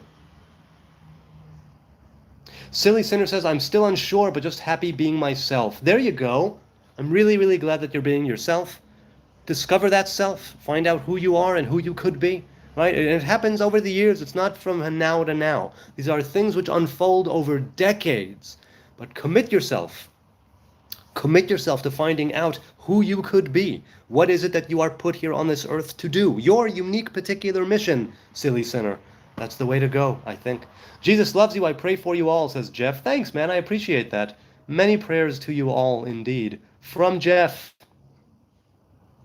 That's a lovely sentiment. Okay, let's continue. Would you marry a Christian woman? No, I would not, Hazi. I would want to marry a Hebrew woman, and I did. I was married 23 years ago. Are you bi or do you only like men, says LB. No, I'm bi. I just haven't ever been with a guy. The thing is that I've never been attracted to men, but I'm definitely bi. You know what I'm saying? It's just that it's in me. I know that it's in me. I just haven't met a man that I wanted to leave my wife for. I haven't met a man where I go, oh my God, I need to get him into the sack immediately. So that's the way that it is. So I like men as men, but I'm not sexually attracted to men. That's what I'm thinking. Okay. Stupid question. No stupid questions, Maliki. Are you Jewish? Yes, I am. Yes, indeed. Agatha says, WTF. Yes, indeed. What? It's upstairs. That's what Ima told me. Then it's on the counter on the windowsill. On the windowsill, I think. If it's there, you need to look. Yeah. That's... Okay. Do you think you are the... Oh, sorry, it just jumped. It just jumped. Where is it? Oh, man, it jumped. I'm sorry. Oh, wait, where? Nope, the chat jumped. I was reading a question and then it jumped. So I'm sorry. I can't answer that question. Okay, wait, hang on a second. Do you believe Abraham seen God in a body that Abraham could see with his own eyes? Wendy Kirkland says. No, I believe that what Abraham saw was revelations of God or angelic messengers, but God does not appear in the flesh. There is no revelation of God in the flesh. Oh, here it is. Okay, cool. Do you think you are the chosen people? No, I think we were selected for a certain task. Other people were selected for other tasks. That's the way that it goes. Right? I think that people who take this virtue signaling, we are the chosen people crap is not okay. Just not okay. And if you are going to do that, you better have a lot of goodness and righteousness behind you. How long did it take to grow beard, says Anthony? I don't know. I mean, I've been with my beard. I've never really shaved. So it just grew like that. So I don't know. Continuing down, the Jewish humor is the best, says guess what? Yeah, I'm inclined to agree. I mean, obviously a lot of other people are funny, but Jewish humor is pretty good. What's the task for Jews, says Agatha. The task for Jews is to keep the Hebrew covenant and perform the Torah and the commandments. That is our mission. That is what we are supposed to be doing here. Do the Hebrew thing. Hebrew people, do the Hebrew thing. That's our goal. Now, it's a means to an end. It's a goal in and of itself, in the sense that we are not supposed to do this for somebody. No, we received a tradition. We have a covenant, a pact, right, with the Almighty. We had a revelation at Sinai. Just this week's Torah portion was the revelation at Sinai. And that's what we are meant to do. We are meant to keep the commandments and follow the Torah. And other things will happen of their own accord. Why do you have an American accent, dude? Because my parents are American and they made Aliyah from the States. That's why I have an American accent, LB. Am I going to go? Soon I'm going to go. Who is the God of your religion? Okay, cool says, the Hebrew God. That is the God of the Hebrew people. Anthony says, are Christians treated poorly in Israel like we are told? No, there are some idiots, few and far between, in only certain neighborhoods who spit or pretend to spit at Christians. This is true. But these are blown way out of proportion. Look, they shouldn't happen at all, but they do occasionally. People spit at or around people who think or pretend to spit, pretend to spit. But are they treated poorly? No, they're not treated poorly. They're treated like any other people in this land. So, yeah. Simon BFD says, so you're bisexual, but you haven't found anyone to do it with. You nasty freak, so you're bisexual, but you haven't found, yeah, I'm bi because I'm not denying the fact that I have a masculine tendency and a feminine tendency. That's why I'm thinking that I could be bi. But when I married my woman 23 years ago, I told her that I will take no one else other than her, right? She sanctified me for her, and I sanctified her for me. That's what it's called. It's called kiddushin, sanctification, or sanctifying. That's what that is. That's marriage. Ooh. Opinions on Shabtai Tzvi and Yaakov Frank, Bibe says. Well, that they caused a lot of chaos in the Hebrew world at the time. And that they went about things in a way that are not kosher, you see. They took ideas that appear in history and they warped them and they twisted them for the best of reasons. But they did it in a way that was improper. So Yaakov Frank, for instance, wanted to bring Messiah into being, right? Because it says that the son of David shows up, they say, when we are all righteous or all wicked. And since we can't all be righteous, let's all be wicked. And so they made all kinds of rituals and things and a lot of things I won't go into now. If you want, look up Yaakov Frank and the Frankists. Shabtai Tzvi as well, he became Muslim at the end, and a lot of other people with him. And Natan Ha'azati, his disciple, they caused a lot of problems. And they caused definitely a lot of problems later for Hasidism and for other things. So my opinion is that they had good intentions, but they went about it the wrong way, in an improper, non-kosher way. And that's how they ended up in what they ended up. That's how. They took things that have a legitimate source in the Hebrew faith and in the Kabbalistic teachings, and they twisted them and they warped them, and they caused them to go right off the rails. So my opinion is that Shabtai Tzvi and Yaakov Frank went off the rails. They started off proper, and then boom, they went right off the rails. That's what I'm thinking. Let us continue.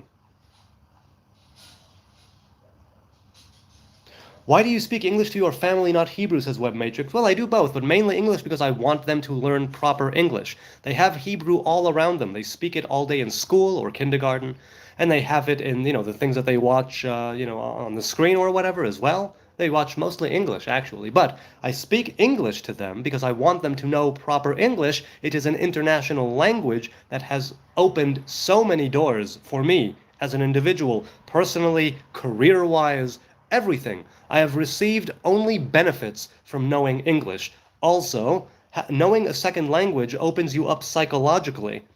And the two older ones also knew Dutch fluently when we lived in the Netherlands for a few years. So they had a third language. They were trilingual for 3 years, and that's awesome. So why? Because it's beneficial and it's psychologically healthy to learn another language. Does Israel have a nuclear program like Iran, Saddam says? No, I think from what I've been told that it's better, presumably. But I have no idea. Didn't King Solomon have multiple wives? LB says, yes, the Hebrew man is allowed to have multiple wives. We, with our agreement, agreed to have only each other. But you are indeed halachically allowed to have multiple wives. There is a kind of ban in place that some say it has been expunged or expired, and some say it has not. But there was a long ban against polygamy. but some people do still practice polygamy and have multiple wives. It is kosher. The king of Israel is allowed to have up to 18 wives and concubines. King Solomon had more than he was supposed to. According to Torah, he had more than he was supposed to, and indeed, if you read the book of Kings, you will see that in the end, what it says is that because he had so many women, he went after the god of Moab and the god of Ammon, and that's a problem. So yes, he had multiple wives and multiple concubines as well, LB, and that was allowed to a certain degree, to a certain point, and then he went past that point, and that was also a problem. Are Jews the descendants of Cain? Well, no. The Jews are the descendants of Shem, son of Noah. I mean, among many descendants. Shem has many descendants. But the reason why Jew hatred is called anti-Semitism is that Shem, son of Noah. The descendants of Cain later on, I mean, look, Abel was murdered by Cain. So those who came afterwards, right?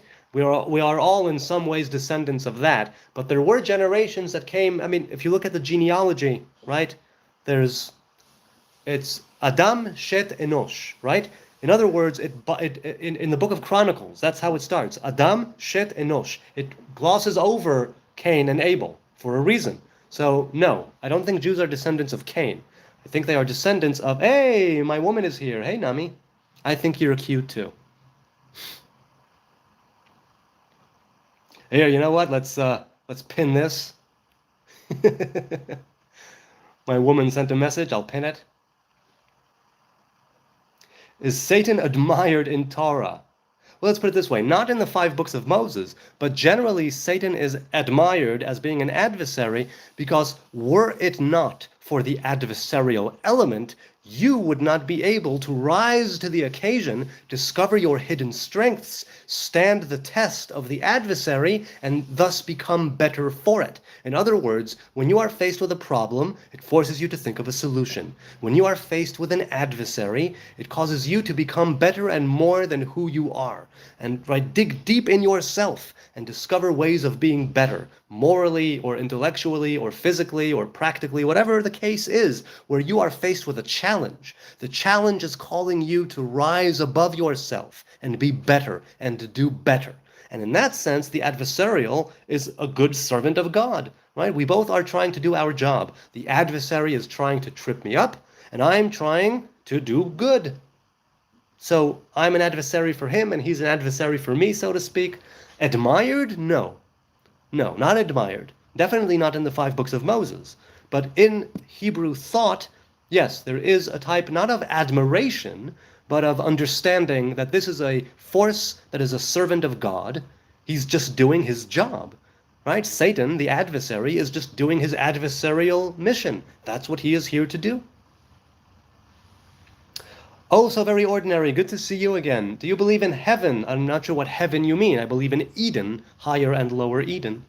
Do you believe in heaven, cherubim, seraphim, and other angels? Do cats and dogs go to afterlife? So cats and dogs, they have an animal soul, but we in the image of God have a different sort of soul. So I'm inclined to say, even if there is a kind of afterlife to all the earthlings, it differs from the human one, since we are specific creatures with a specific task, right? Made in the image of God. Whereas other creations and earthlings, they need to be respected and cherished, but they are not made in the image of God. So regarding heaven, cherubim and seraphim and other angels, yes, I definitely do agree. There are 10 sects of angels, 10 groups, 10 choirs, if you will. There is a hierarchy of angels, right, of messengers, but that's all they are. They are just messengers, right? They're doing the divine will. That's it. They have no free will. They have no capacity of choice.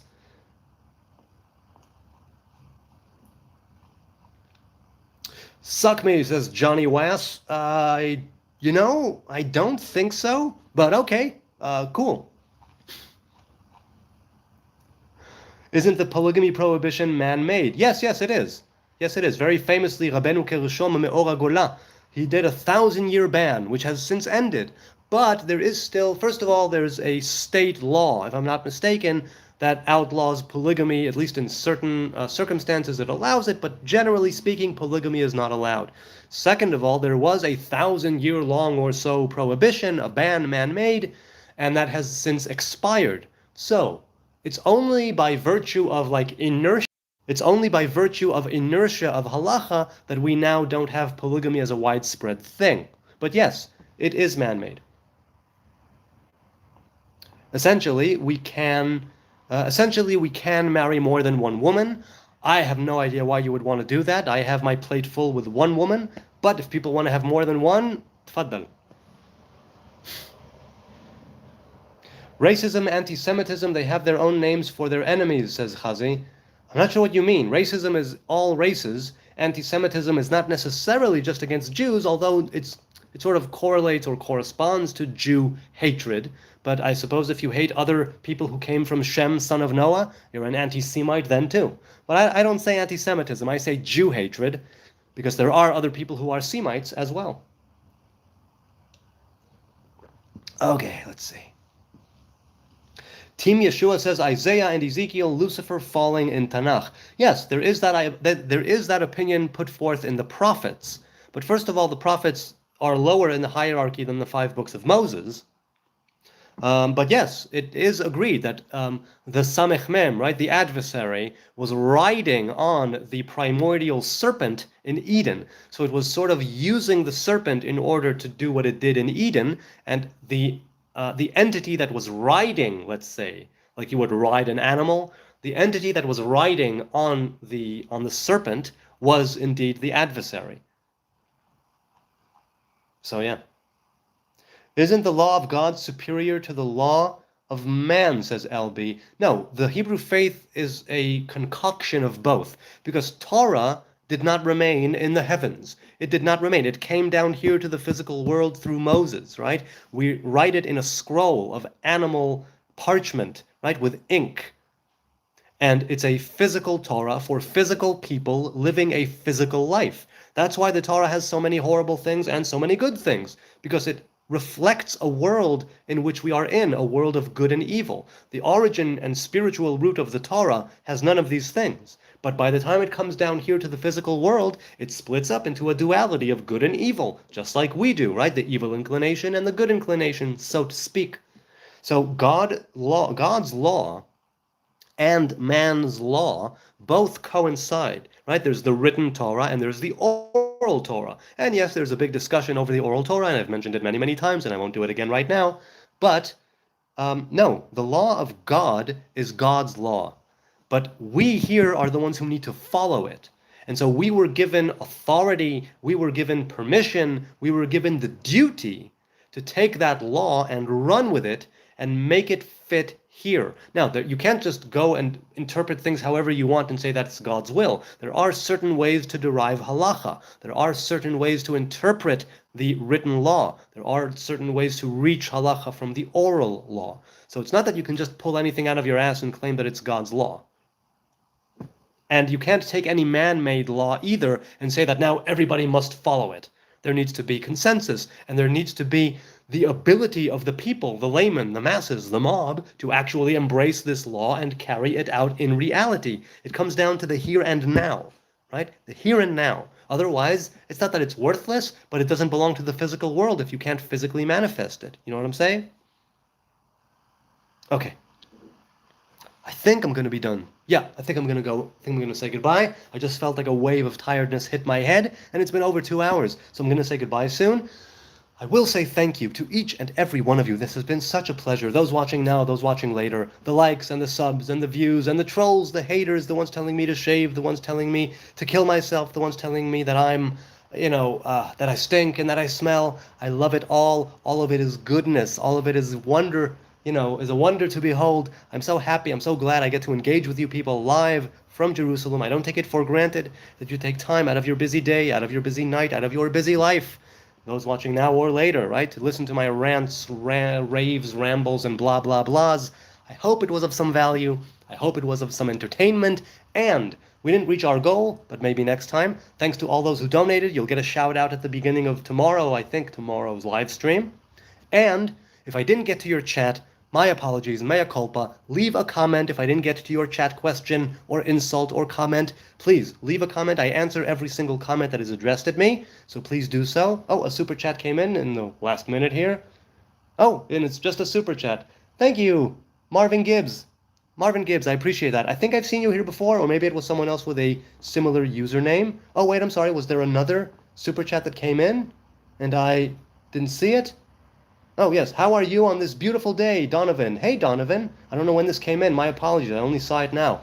I'm doing really, really well. I am happy and thankful. Shabbat has been such a pleasure. Shabbat has been so bountiful and so rejuvenating and so nourishing. And you are doing the same to me right now. You give me strength, you give me courage, you give me nourishment, and you sustain. And this is part of what I love to go live, right? That's part of what I love about going live, right? With all of its rawness. There's a magic that happens here. There's an energy that is here, and I can feel it even from, even from the screen. Even though it's all just digital zeros and ones, there's something here that is happening in the here and now, and I am here for it, and I'm thankful and grateful that you are here for it, sharing it with me as well. So until the next live stream, I hope it will be tomorrow, maybe in the morning, maybe in the evening. I don't have a set schedule. Maybe someday I will, but right now I also have a day job and the kids and all that, so there's no set schedule, unfortunately, but I love going live daily or semi-daily. So hopefully tomorrow. Until then, be blessed, be a blessing, be the light in other people's lives. And I hope to see you on the next live stream where the wonders never cease. Until then, goodbye, good night, be well from Jerusalem.